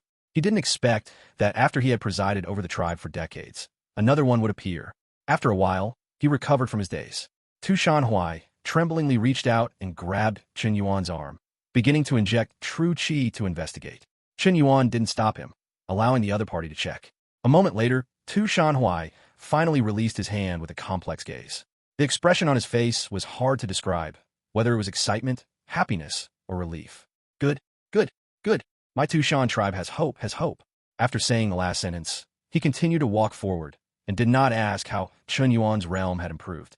For Tu Shanhuai, how Chen Yuan's realm improved was no longer important. For the Tu Shan tribe, it was also no longer important. What was important was that after decades, their tribe had another master, a master strong enough to contend with the archdragon. Arriving in front of the crowd, the clan chief clapped his hands, attracting everyone's attention, and then slowly began. Next, I have an important announcement to make. Everyone's faces showed expressions of anticipation, because they had more or less learned about their harvest from this outing from Wu Dian and others. Now, they were just waiting for the clan chief's decision. Indeed, under everyone's expectant gaze, the old clan leader looked at Uncle Mo and said with a smile, This time out, Captain Mo Chi's 5th squad not only brought back food and light for the tribe, but more importantly, they also discovered a suitable new dwelling place for the tribe. We can move soon. Now, everyone prepare. First, slaughter the cloaked creatures that Captain Mo Chi and his team brought back, so everyone can have a full meal. After the meal, everyone pack your belongings. In 3 days, we will officially move. Good. Yeah, Excited cheers suddenly erupted. Everyone was excited. Some were excited about the discovery of a new gathering place. Some were excited about being able to eat fresh food soon. And even more were excited because they saw hope. Chen Yuan stood by the clan chief's side and smiled as he saw the excited expressions of the crowd below. He didn't know why, but at this moment, he suddenly felt a sense of accomplishment. After the clan chief finished his announcement, he waved his hand to dismiss everyone. At this moment, no one was idle. Except for those with 2 broken legs, almost everyone else found something to do. Some were slaughtering cloaked creatures, some were preparing clean water and washing stone pots, and some were gathering firewood and preparing bonfires. The entire cave was exceptionally lively, and it was at this moment that another figure approached the old clan leader. The person first smiled and patted Chen Yuan's head, then continued, "Clan chief, how about I cut the moonlight stone that Brother Mo and his team brought back? This way it will be more convenient for the hunting team to use." "Good, you go and handle it. Oh, and cut a larger piece for Xiao Yuan to use, understand?" The clan chief instructed with a smile. "Good." The person nodded and turned to leave. Chapter 24, Sharp Spirit Weapons. Chen Yuan glanced at the other party, knowing that this was Old Wang, who was responsible for forging spirit weapons for everyone in the tribe. Thinking of how he had previously made a spirit weapon for Uncle Mo, Chen Yuan turned to the clan chief and said, "Clan chief, I want to go and watch, can I? You also want to go and see Old Wang." The clan chief looked down at Chen Yuan and said with a smile, "Child, since you want to go, then go." Having received permission, Chen Yuan didn't stand on ceremony. He immediately caught up with the departing Old Wang and walked towards the cave entrance together. "Uncle Wang, how do you plan to divide this moonlight stone?" Chen Yuan was quite curious. Because the moonlight stone's texture was actually quite soft, if other tools were used, it might easily shatter into pieces, making it impossible to utilize properly. "You move it over, and I'll tell you." Old Wang pointed at the moonlight stone, then turned directly and walked towards another part of the cave. Chen Yuan didn't mind. He picked up the huge moonlight stone and followed behind Old Wang, walking into the cave. Soon, the two arrived at Old Wang's residence. Unlike most people's living areas, Old Wang, due to his need to constantly forge and repair the tribe's spirit weapons, had specifically chosen a cave within a cave. That is, within the tribe, a cave was specially excavated for Old Wang's use. This way, even if there were some hammering and chiseling sounds inside, it wouldn't attract other Yao beasts from the mud layer outside. Chen Yuan didn't know Old Wang's real name. He only knew that everyone in the tribe called him Old Wang, and younger generations like Chen Yuan called him Uncle Wang. When Chen Yuan's current body was a child, he often followed Old Wang around when he was bored. This was also why Chen Yuan used Old Wang as an excuse when he was looking for Uncle Mo. The originally dark and obstructed cave became much brighter as Chen Yuan carried the huge moonlight stone inside. Using the light, Old Wang rummaged around in the cave for a while. Chen Yuan didn't know what he was looking for, but soon he saw him emerge holding a snow-white blade, thin as a cicada's wing. The thing looked extremely sharp at first glance. The regrettable thing was that it was too short. Even with the handle, it was less than a foot long. If this thing were taken out for hunting, it would be completely useless. However, since Old Wang took it out now, it must be needed. Under Chen Yuan's expectant gaze, Uncle Wang, holding the broken blade, approached the huge moonlight stone. After a brief measurement with the broken blade in his hand, he directly cut down onto the moonlight stone. There were no sparks flying as imagined, nor was it futile as imagined. On the contrary, under that broken blade, the moonlight stone was like a piece of tofu, easily cut open with a huge gash. This gash, from top to bottom, directly cut a large half-crack into the moonlight stone. As Chen Yuan's mouth hung open in shock, Old Wang turned the moonlight stone around, then picked up the broken blade and cut down again. Clang! A dull sound rang out, and the huge moonlight stone was actually cut into two halves by Old Wang right down the middle, crashing to the ground. The already bright cave became even brighter. At this, Chen Yuan really couldn't hold back. He quickly stepped forward to the moonlight stone and touched its cross-section with his hand. It had just been cut, but the cross-section was smooth as a mirror, without the slightest rough feeling. "Uncle, what exactly is this broken blade of yours?" Chen Yuan's eyes burned as he stared at the broken blade. If he could take this thing out, how many prey could he hunt with it? Old Wang, unaware that the item in his hand had been targeted, said proudly, "This thing, it's rumored that more than 40 years ago, the tribe's hunting team hunted a Yao beast of level 2 or higher outside and accidentally found it in the Yao beast lair. According to the clan chief, this thing should be a broken spirit weapon, but because it's too short, it's useless for hunting. Instead, it's perfect for my needs of cutting and shaping, so the clan chief gave it to my father, and my father handed it down to me a few years ago." At this point, Old Wang's expression dimmed slightly, as if he didn't want to continue speaking. He simply bent down and picked up one of the moonlight stones, lay on the ground, and, holding the broken blade, easily cut that side into more than 50 uniformly sized square pieces of moonlight stone, just like cutting tofu. Each of these square moonlight stones was about the size of fist, scattered casually on the ground, like individual square, luminous pearls, truly beautiful. Without rushing to cut the other side, Old Wong simply picked out a palm-sized moonlight stone, sat casually on the ground, held the moonlight stone in one hand, and the spirit weapon in the other, easily inserting it into the block. Then, his left hand quickly pushed the square moonlight stone to rotate around the spirit weapon. Soon, Old Wong stopped pushing the stone. Then he was seen holding the spirit weapon in one hand and pinching the square outer shell in the other, gently lifting it. The next moment, a magical scene appeared.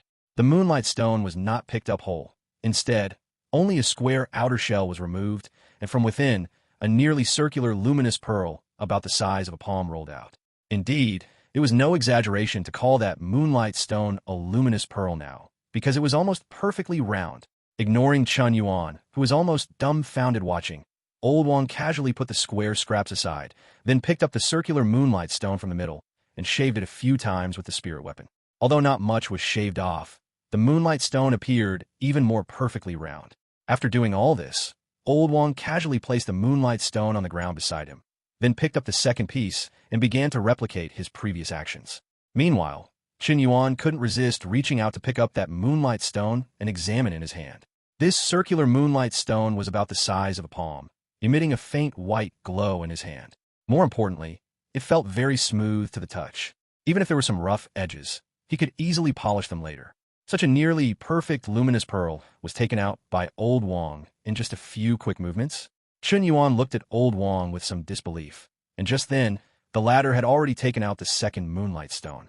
Just like that, Chen Yuan watched from the side, while Old Wong quickly processed them. In a blink of an eye, more than 50 luminous pearls, like small moons, were scattered casually in Old Wong's cave. At this moment, it was no exaggeration to say that the cave was as bright as day. Just as Chen Yuan thought Old Wong was going to stop, Old Wong picked up the broken blade again and cut a larger square piece from the large moonlight stone. He repeated the process. This time, Old Wong was clearly more meticulous. Soon, a circular moonlight stone bead about the size of a fist was held by Old Wong and presented to Chen Yuan. "This is what the clan chief ordered me to make for you. Keep it." As he spoke, Old Wong took the slightly smaller one from Chen Yuan's hand and placed it among the pile of moonlight stone pearls on the ground. He then picked up a stone basin-like object from the side, put the 50-odd moonlight stones into it, and then carried the stone basin out of the cave. Chen Yuan looked at the square scraps still left on the ground, but ultimately said nothing, also getting up and following him out. Chapter 25. The Generous Chen Yuan. Outside, everyone was busy working with great enthusiasm. Unlike Chen Yuan and the other members of the hunting team who could eat and drink their fill every day, the hundreds of people remaining in the tribe hadn't had much to eat for over 2 full days. Ever since Chen Yuan and his team left the tribe, these people had basically been living in hunger and cold. But now it was different. The clan chief had ordered them to eat their fill, only needing to save a little for rations during the migration. They could eat all the rest. Not one of the 10 cloaked creatures was spared. All were slaughtered. More than half of the firewood left in the tribe was brought out and used to start 5 bonfires in the cave. 10 cloaked creatures were being roasted over them, and the entire cave was filled with the rich aroma of roasted meat. The cave was originally very large, but now with over 100 people gathered around the 5 bonfires, constantly swallowing their saliva, it immediately seemed quite crowded. Old Wong carried a stone pot and led Chen Yuan through the crowd, stopping in front of the innermost bonfire. The clan chief, Uncle Imo, Wu Jian, Dun Zi, and others were all gathered around this bonfire. As Old Wong approached, the brightness around the bonfire significantly increased. Everyone's gaze turned towards Old Wong. When they saw Chen Yuan, the clan chief, Uncle Imo, and the others quickly greeted him with smiles. Then, their curious gazes fell upon the stone basin Old Wong was holding. It wasn't until the stone basin was set down that the group noticed it contained many palm-sized moonlight stone beads, which looked incredibly beautiful. So many. Wu Jian was the first to pick one up and examine it. The clan chief beside him nodded, his smile growing even wider. So many. Enough for every member of our hunting team to have one. When we go out to explore again, it should be much safer. Yes, in the past, most of the danger came from not discovering things in time, or being scattered by strange beasts and trapped in dark passages, unable to escape in time. If every member of the hunting team has one, that situation will greatly improve. Xiao Yuan, we really have to thank you this time. Saying this, Uncle Mo looked at Chen Yuan again. Everyone else did the same, looking at Chen Yuan with gratitude. It's all for the tribe. Nothing to thank me for. Chen Yuan waved his hand and sat down on the ground. That's right, for the tribe. Wu Jian grinned, slung his arm over Chen Yuan's shoulder, and said with a smile, You made such a great contribution to the tribe this time. Has the clan chief given you any rewards? Mind your own business. Chen Yuan retorted. You brat. Wu Jian laughed, patted Chen Yuan's back a few times, and then sat back down. Just then, the roasted meat was almost ready. Wu Jian casually picked up a small knife nearby, sliced off a large piece, and offered it directly to Chen Yuan. For me, Chen Yuan was surprised and took it with a smile. Seeing that everyone else was also helping themselves, he didn't stand on ceremony and took a bite. The meat was very fragrant and had a unique roasted flavor, but Chen Yuan's brows still furrowed slightly. There was no taste inside, no salt, not to mention other seasonings. He looked up at the others, including the clan chief, who all seemed to be eating with great relish, but Chen Yuan found it hard to eat. Other seasonings couldn't be dealt with for now, but if he went to the surface later, he could keep an eye out. But right now, he still had salt. Remembering that he still had some salt in his embrace, Chen Yuan quickly put down the roasted meat he was holding, fumbled around in his embrace for a while, and took out the small packet of salt that Uncle Mo had given him earlier.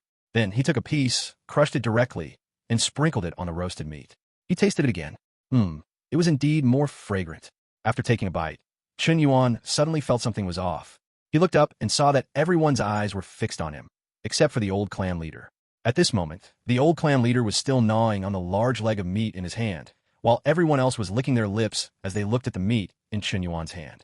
Chen Yuan knew that these guys must be craving the salt he had. This item, even for members of their hunting team, was extremely precious. Uncle Mo, you take some too. Chen Yuan smiled and handed over the wrapped salt. Mo Chi was not polite.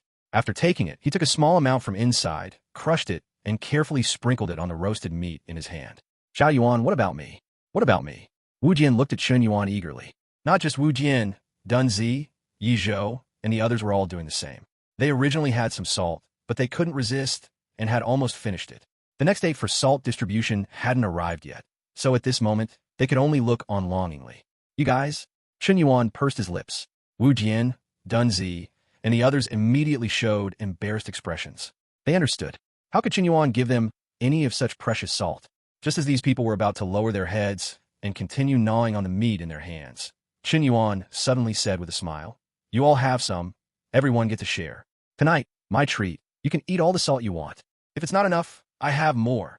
Saying this, Chen Yuan took out the large packet of salt that the clan chief had given him as a reward from his embrace, actually directly from the system space. When they saw that Chen Yuan actually had a palm-sized block of salt in his hand, everyone's eyes widened, and the old clan leader looked at Chen Yuan in astonishment. He hadn't announced the reward he gave Chen Yuan earlier precisely to prevent others from coveting it and tricking Chen Yuan out of his salt. He hadn't expected Chen Yuan to simply take it out himself. The clan chief is really generous to have given you such a large packet of salt. Wu Jian clicked his tongue, but his hand movements didn't stop. He quickly reached out and carefully scraped off a tiny piece, about the size of a fingernail, crushed it, and sprinkled it on the roasted meat in his hand. Everyone else did the same. Although their movements were swift, they didn't actually take much salt. Even if all dozen or so people present took a little, the amount of salt in Chen Yuan's hand didn't seem to have decreased much. He glanced at these guys and found that although they spoke without reservation, their actual movements were very restrained. With a light chuckle, Chen Yuan himself very simply grabbed a large handful of salt. Under the dumbfounded gazes of Wu Jian and the others, he crushed all the salt and sprinkled it entirely over the cloaked creature's meat that was still roasting over the fire. Hiss! Everyone around gasped. Who among them had ever seen anyone use salt so extravagantly? Even the old clan leader couldn't help but frown and remind him, Xiao Yuan, this salt is very precious. The next time for exchange is still far off. If you use it all up like this, you won't have any then. Chapter 26, Inheritance. Chen Yuan was genuinely curious about this salt. 100 years ago, this world unexpectedly underwent a mutation. The surface experienced tremendous changes, and humans on the surface, to survive, almost became like primitives, hiding in underground caves. During this process, many ancestors died out due to attacks from various exotic beasts. Not to mention salt, even the most precious cultivation technique legacy was almost cut off. So who produced this salt? Even before the Great Catastrophe, let alone after it, Chen Yuan was certain that very few people in this world knew how to produce salt. Thinking of this, Chen Yuan finally couldn't hold back and directly asked, "Clan Chief, we also trade for this salt from other tribes. What about those other tribes? Do they produce it themselves?" At this, many of the informed individuals present darkened their expressions somewhat, but remained silent. Finally, the clan chief spoke. "That's right. Back then, besides our tribe's ancestors who hid in caves and escaped the disaster, some other tribes also survived. As far as I know, there are still people from 8 tribes alive. Among them, there's a tribe that calls itself the Salt Clan. During the catastrophe, they happened to be in an underground salt mine extracting salt, which is how they escaped. Afterward, they simply fortified themselves in that salt mine, extracting salt and engaging in a no-capital business with some surrounding tribes. Each year, the fresh meat and livestock we traded them alone amount to several thousand caddies. If you add in other tribes, it's simply countless. That's right, every time our hunting team risks life and limb to hunt a large amount of food, we have to leave half for those guys. It's truly infuriating." Wu Jian chimed in from the side, his face filled with righteous indignation. And Chen Yuan finally understood. Salt is the spring of all things. Not just humans, but even animals need to frequently lick salty things. Otherwise, they wouldn't live long. And, thinking of this, Chen Yuan's eyes suddenly lit up. "Clan Chief, why don't you refine the salt yourselves?" Chen Yuan looked intently at the clan chief. To this, the clan chief could only smile bitterly and say, "The key is that we don't know how, and besides that one salt mine, we don't know where else there is any. We can't just go to war with the Salt Clan, can we? If we really went to war, we truly wouldn't be their match." Over so many years, the people of that tribe have never worried about food or clothing, and their numbers have already reached several hundred. The number of cultivated hunting team warriors is even greater. If we fought, we'd only be running for our lives. Knowing that the clan chief had misunderstood his meaning, Chen Yuan waved his hand and said, "Clan Chief." After a pause, Chen Yuan gritted his teeth and said, "Clan Chief, actually, I lied to you before. Do you remember when I snuck out a while ago?" "What?" The clan chief and others were stunned, especially Uncle Mo and the others, who frowned as they looked at Chen Yuan. Tribesmen secretly sneaking out to find food was no secret. Not to mention Chen Yuan, even other tribesmen, if they were truly too hungry, would go out alone to find something to eat to replenish themselves. However, most of those who went out never returned, so very, very few people went out unless there was absolutely no other way. Therefore, they weren't surprised that Chen Yuan said he had secretly snuck out. What surprised them was, what exactly did Chen Yuan want to say? "Actually, that time I snuck out, I not only ate a vermilion fruit, but I also obtained a mysterious legacy. That legacy not only contains methods for artifact refining, but also how to refine salt, and even how to search for food, and so on. Moreover, my 5 senses also improved with it, which is why I was able to repeatedly detect danger in certain locations earlier." So, you mean you have a way to refine salt?" Wu Jian was the first to react.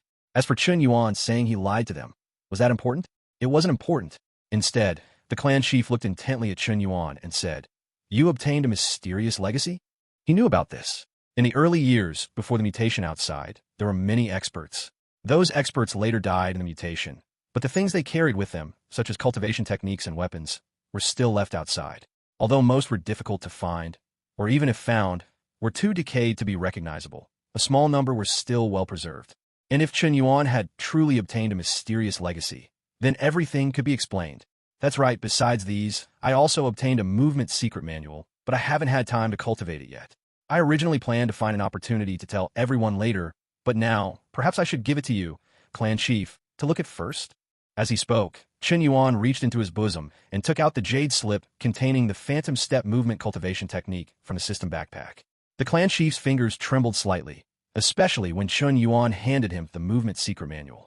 This item, even before the catastrophe, was an incredibly precious good thing, let alone now. He hadn't expected Chen Yuan to actually be able to take it out and give it to them. Tremblingly, he took it and subconsciously began to examine it. Meanwhile, Uncle Mo, Wu Jian, and the others looked at Chen Yuan with expressions as if they had seen a ghost. No one had expected Chen Yuan to suddenly say such a thing. What these people didn't know was that while Chen Yuan's actions were a risky move, he was also confident that these people wouldn't do anything to him. Firstly, he was a member of this tribe. If he was strong, their chances of survival would greatly increase, so they wouldn't do anything to him. Secondly, even if these people really wanted to do something to him with his current realm, he couldn't say he could kill everyone present, but he was at least confident in escaping unscathed. Thirdly, Chen Yuan was truly fed up with the environment here. Putting aside everything else, just the fact that there were no seasonings for food was something Chen Yuan absolutely could not accept. As someone who had transmigrated from Blue Star and a science student with extensive practical and theoretical knowledge, he knew too much. Not to mention how to refine salt, but also how to weave clothes, and the weapon synthesis bar provided by the system, all could be used to create weapons. If he had to explain things to them one by one in the future, it would be too troublesome. It was better to simply fabricate a false so-called legacy all at once. In the future, if anything happened, he could simply attribute it to that so-called legacy. Moreover, Chen Yuan had checked, and the phantom step movement cultivation technique the system gave him was incredibly powerful. Although cultivating this wouldn't directly increase his realm, as long as he could increase his realm himself, this item could always accompany him, and the higher his cultivation, the more powerful it would be. Sure enough, after the clan chief finished reading, his fingers trembled even more violently. Chapter 27: Secret Manuals and Salt Soil. An ordinary person might not understand the significance of movement techniques, but for the clan chief, who is at body tempering 3rd level, he understood it very well. If your speed is fast enough, even faster than those strange beasts, then it means you directly possess the capital to stand in an invincible position. Other cultivation techniques, or martial skills, might give you the ability and strength to directly confront strange beasts, but that is based on your cultivation being sufficient. However, this movement technique can be cultivated even by someone at body tempering 1st level, and the entry difficulty is extremely low. It can be said that once it is promoted, everyone in the tribe who has entered body tempering can easily learn it, and then the chances of survival when going out will greatly increase. This is definitely a heavy gift. Tu Shanhuai never expected that he had only given Chen Yuan a small piece of salt as thanks, and in return, Chen Yuan gave him such a big surprise. This secret manual is definitely a good thing. Are we really going to let everyone cultivate it like this? Tu Shanhuai added, still a bit uncertain. Of course, this thing is originally meant to improve everyone's strength. We are a tribe, we are a whole. If everyone's strength improves, won't our quality of life improve a lot? By then, no one will have to suffer from cold and hunger. Chen Yuan said slowly. Towards the end, he even mumbled in a barely audible voice. Are you satisfied now? The last sentence was spoken by Chen Yuan to his current body. When his body died, there was certainly an element of fear, but in fact it was more about starving and freezing to death. There was nothing he could do. The food in the tribe was not plentiful to begin with, and children were in their growth period, eating a lot and getting hungry quickly. Over time, this led to the current result. Good. Well said. Our tribe as a whole a big family, that's well said. Emochi, all of you listen, I will copy this cultivation technique later. By then, everyone in the tribe whose cultivation has entered body tempering can have a copy to cultivate. Now let's eat first. Tu Shanhuai carefully tucked the cultivation technique into his embrace, then picked up the roasted meat in his hand and ate it with a smile. Everyone else around also ate excitedly, truly overjoyed. Many people even watched Chen Yuan while eating. The expression of gnawing on meat and staring at him made Chen Yuan frown. Just then, a head suddenly peeked out from the side. It was Wu Jian. After he leaned close to Chen Yuan's ear, he lowered his voice and said, So, you really have a way to refine salt? Chen Yuan's face immediately darkened with black lines. He didn't expect this guy to only care about food. Nevertheless, he replied, Yes, as long as there is salt soil or a salt mine, I have a way to refine salt. At least, what I refine will be much better than what we are eating now. However, the prerequisite is to find salt soil or a salt mine. The area where everyone sat was not large, and Chen Yuan didn't deliberately lower his voice when speaking, so everyone heard what Chen Yuan said. Everyone knew what a salt mine was. It was the Salt clan's foundation for survival. Salt soil, what is that? Dunzi asked, voicing the doubts in everyone's hearts. Among all things in the world, besides humans, other animals also need to eat salt. But they don't refine salt, so where do they get it from? Where from? Wu Jian added. Chen Yuan couldn't help but rub his forehead, then said, when these animals realize they need to supplement their salt intake, they might go to some ponds, swamps, or even fields that contain salt to lick the salty water or soil. As long as we find those things, I have a way to extract the salt. After Chen Yuan finished speaking, he found that no one present showed an excited expression. Instead, everyone frowned deeply. Finally, Uncle Mo spoke. So, that salt mine can only be found on the surface? Chen Yuan understood. It turned out what these people were worried about was going to the surface. Although it might be found in these underground passages, the difficulty is too great. We'd have to try by eating soil bit by bit. Uncle Wu Jian, why don't you give it a try? Chen Yuan said, glancing sideways. As soon as he said this, Wu Jian immediately shook his head like a rattle drum. Chen Yuan waved his hand and said, if you don't want to eat soil yourself, then the only option is to track those strange beasts on the surface. Although it's a bit dangerous, the target is clear, and the chances of finding it will also increase significantly. Besides, are we never going to the surface again? The last sentence was directed at the clan chief. Chen Yuan knew that this tribe must have been to the surface, and more than once. Chen Yuan had noticed this earlier when the clan chief said there were no herbs to treat Haisheng. If they hadn't been to the surface, where would the herbs come from? Moreover, the firewood the tribe was currently collecting must have also been gathered by the tribe's hunting team, risking going to the surface. Although there would occasionally be branches and such things in the caves, it was absolutely impossible for there to be so much. Therefore, Chen Yuan was certain that the tribe's hunting team would definitely go to the surface. Sure enough, the clan chief, Mo Chi, and the others all fell silent. But in the end, the clan chief spoke. Going to the surface is not impossible. After the tribe migrates and arrives at the new tribe location, we will first explore the surrounding environment. If it's safe, we can consider going to the surface once. With the clan chief's words, the others naturally wouldn't say anything. They all nodded, then fell back into silently eating their meal. This meal lasted a full hour. It's worth mentioning that during the meal, more people returned from outside the cave. At first, Chen Yuan thought it was people from other hunting teams returning, but later he realized that these 4 guys were actually the ones who went to deal with the 2 corpses. They dragged the corpses to a cave 1,000 meters outside the tribe and found a place to bury them. As for whether they would be discovered by other strange beasts and eaten, that would depend on the corpse's own fate. After eating and drinking his fill, Chen Yuan returned to his small room to rest. Unlike before, this time, the clan chief specifically ordered someone to bring him a fur blanket as bedding. Since his rebirth, it was the first time Chen Yuan had slept with all his guard down. He slept for an unknown duration.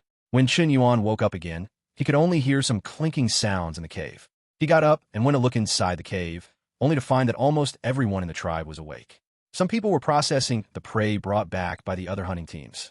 Although they couldn't compare to what Chen Yuan and his group brought back, they were sufficient to process and serve as food during the migration.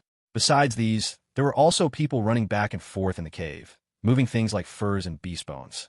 Chen Yuan then realized that this seemingly small cave actually hid many things. Although there weren't many furs, there were a great many beast bones, and there were also more than 20 beast bone spears. The shafts of these spears were made of beast bone, while the spearheads were forged from raw iron. Although they didn't look impressive, they exuded a cold glint, indicating they were very sharp. These things should be the great weapons for hunting those strange beasts. Chapter 28 Pig Iron. At this moment, the busy tribesmen finally saw Chen Yuan, and they all smiled and greeted him. They all knew that Chen Yuan had found a new gathering place for the tribe and brought back so much food, so their gazes towards Chen Yuan were filled with gratitude. Smiling and responding to their greetings, Chen Yuan slowly walked forward. As he walked, Chen Yuan's brows furrowed slightly. Looking down, the ground beneath his feet had become a muddy mess at some point. In the distance, the pond water continuously overflowed, rushing into the cave with a gurgling sound. Many people were using stone basins or wooden basins to scoop water out and then pour it into the passage outside. However, this speed was clearly not keeping up with the spread of the pond water. Chen Yuan remembered that last night the water had only spread to the cave entrance and hadn't reached inside yet. He didn't expect it to have spread so much in just one night. Walking further in, Chen Yuan arrived at Old Wang's blacksmith shop. The terrain here was slightly higher, so the water hadn't spread over. The sound of ding ding dang dang continuously echoed. From afar, one could see Old Wang, clad in a simple animal hide, holding a large iron hammer and striking something with a ding ding dang dang sound. Upon closer inspection, it was a spearhead-like object about a foot long. Chen Yuan stood by and watched for a while. It wasn't until Old Wang started quenching the metal that he noticed Chen Yuan standing behind him and immediately greeted him with a smile. "Uncle Wang, do you have any in use scrap iron? I want to try practicing too," Chen Yuan said. Anyway, the tribe wouldn't migrate until tomorrow, and he had nothing to do today. Even a Phantom Step secret manual was still with the clan chief, so he couldn't cultivate. Since that was the case, he might as well come over and watch. Coincidentally, Chen Yuan also wanted to try out the weapon fusion slot again. Hearing Chen Yuan's words, Uncle Wang naturally didn't object. Since the item he was working on was already quenched, he simply handed the hammer to Chen Yuan and pointed to a pile of scrap metal on the ground, saying, "These are all things that are too damaged to be repaired. You can melt them down and forge them into other spirit weapons. I still need to sort out the remaining moonlight stone. I'll leave this to you." After speaking, Uncle Wang walked a few meters away, sat on the ground, and began to process the remaining moonlight stone from yesterday. Meanwhile, Chen Yuan looked at the brazier in front of him. Although it was impossible to forge steel, melting these discarded scrap metals and hammering them together shouldn't be a big problem. The only issue was that items made this way couldn't be thoroughly fused, and their quality wouldn't be very strong. The consequence of this was that they would be very prone to damage. This was also why many people, like Uncle Mo, preferred to use weapons with large nicks rather than melt them down. Because even if those weapons weren't sharp, at least they wouldn't break in the middle of a fight. Of course, Uncle Mo breaking his weapon during the wolf spider attack was a rare occurrence. It was simply that the wolf spider's carapace was too thick. Even if it were a weapon forged by Old Wong, after so many consecutive strikes, it would probably still break. While using tongs to place 2 pieces of pig iron into the furnace for forging, Chen Yuan picked up 2 more items with his hands. One was a long saber broken in half, and the other was a large, pitch-black object resembling half a long halberd. Holding both in his hands, Chen Yuan glanced at Uncle Wong, who was facing away from him in the distance, then directly opened the system panel and selected the weapon fusion slot. The next moment, he saw a system prompt.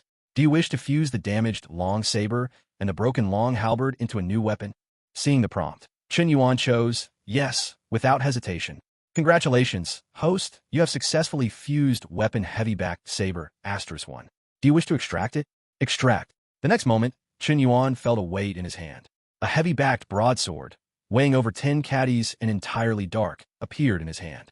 The saber was 3 feet long, with the handle and the back of the blade seamlessly integrated, showing no signs of acquired forging, as if it were naturally so.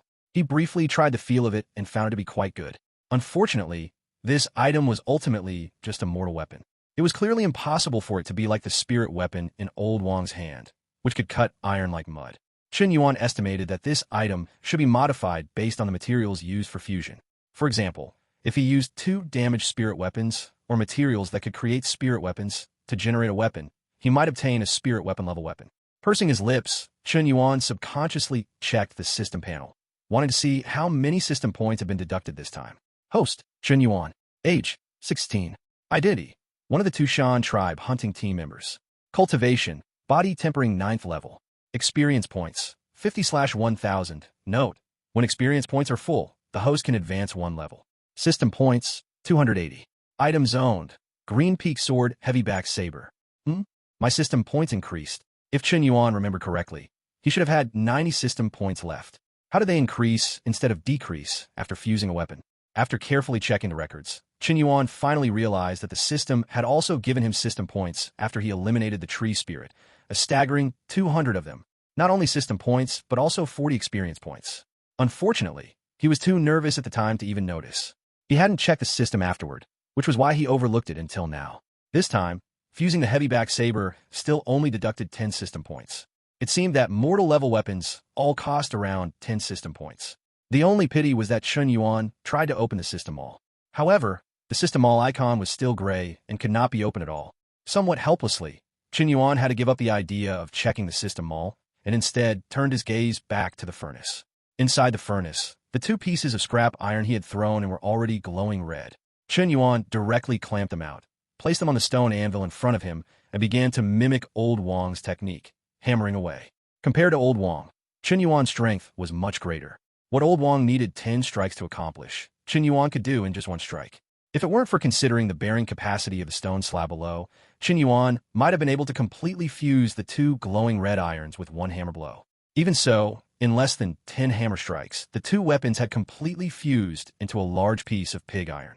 While Chen Yuan put the iron disc back into the furnace to continue forging, he looked at the remaining scrap metal, intending to try the effect again. However, after glancing at Old Wong, who was busy with his back to him, he ultimately didn't continue. Meanwhile, Old Wong, after hearing the hammering sound, turned his head to glance at Chen Yuan, then went back to his own work. Anyway, these pig irons wouldn't be wasted. Even if they were truly damaged, he could just reforge them himself.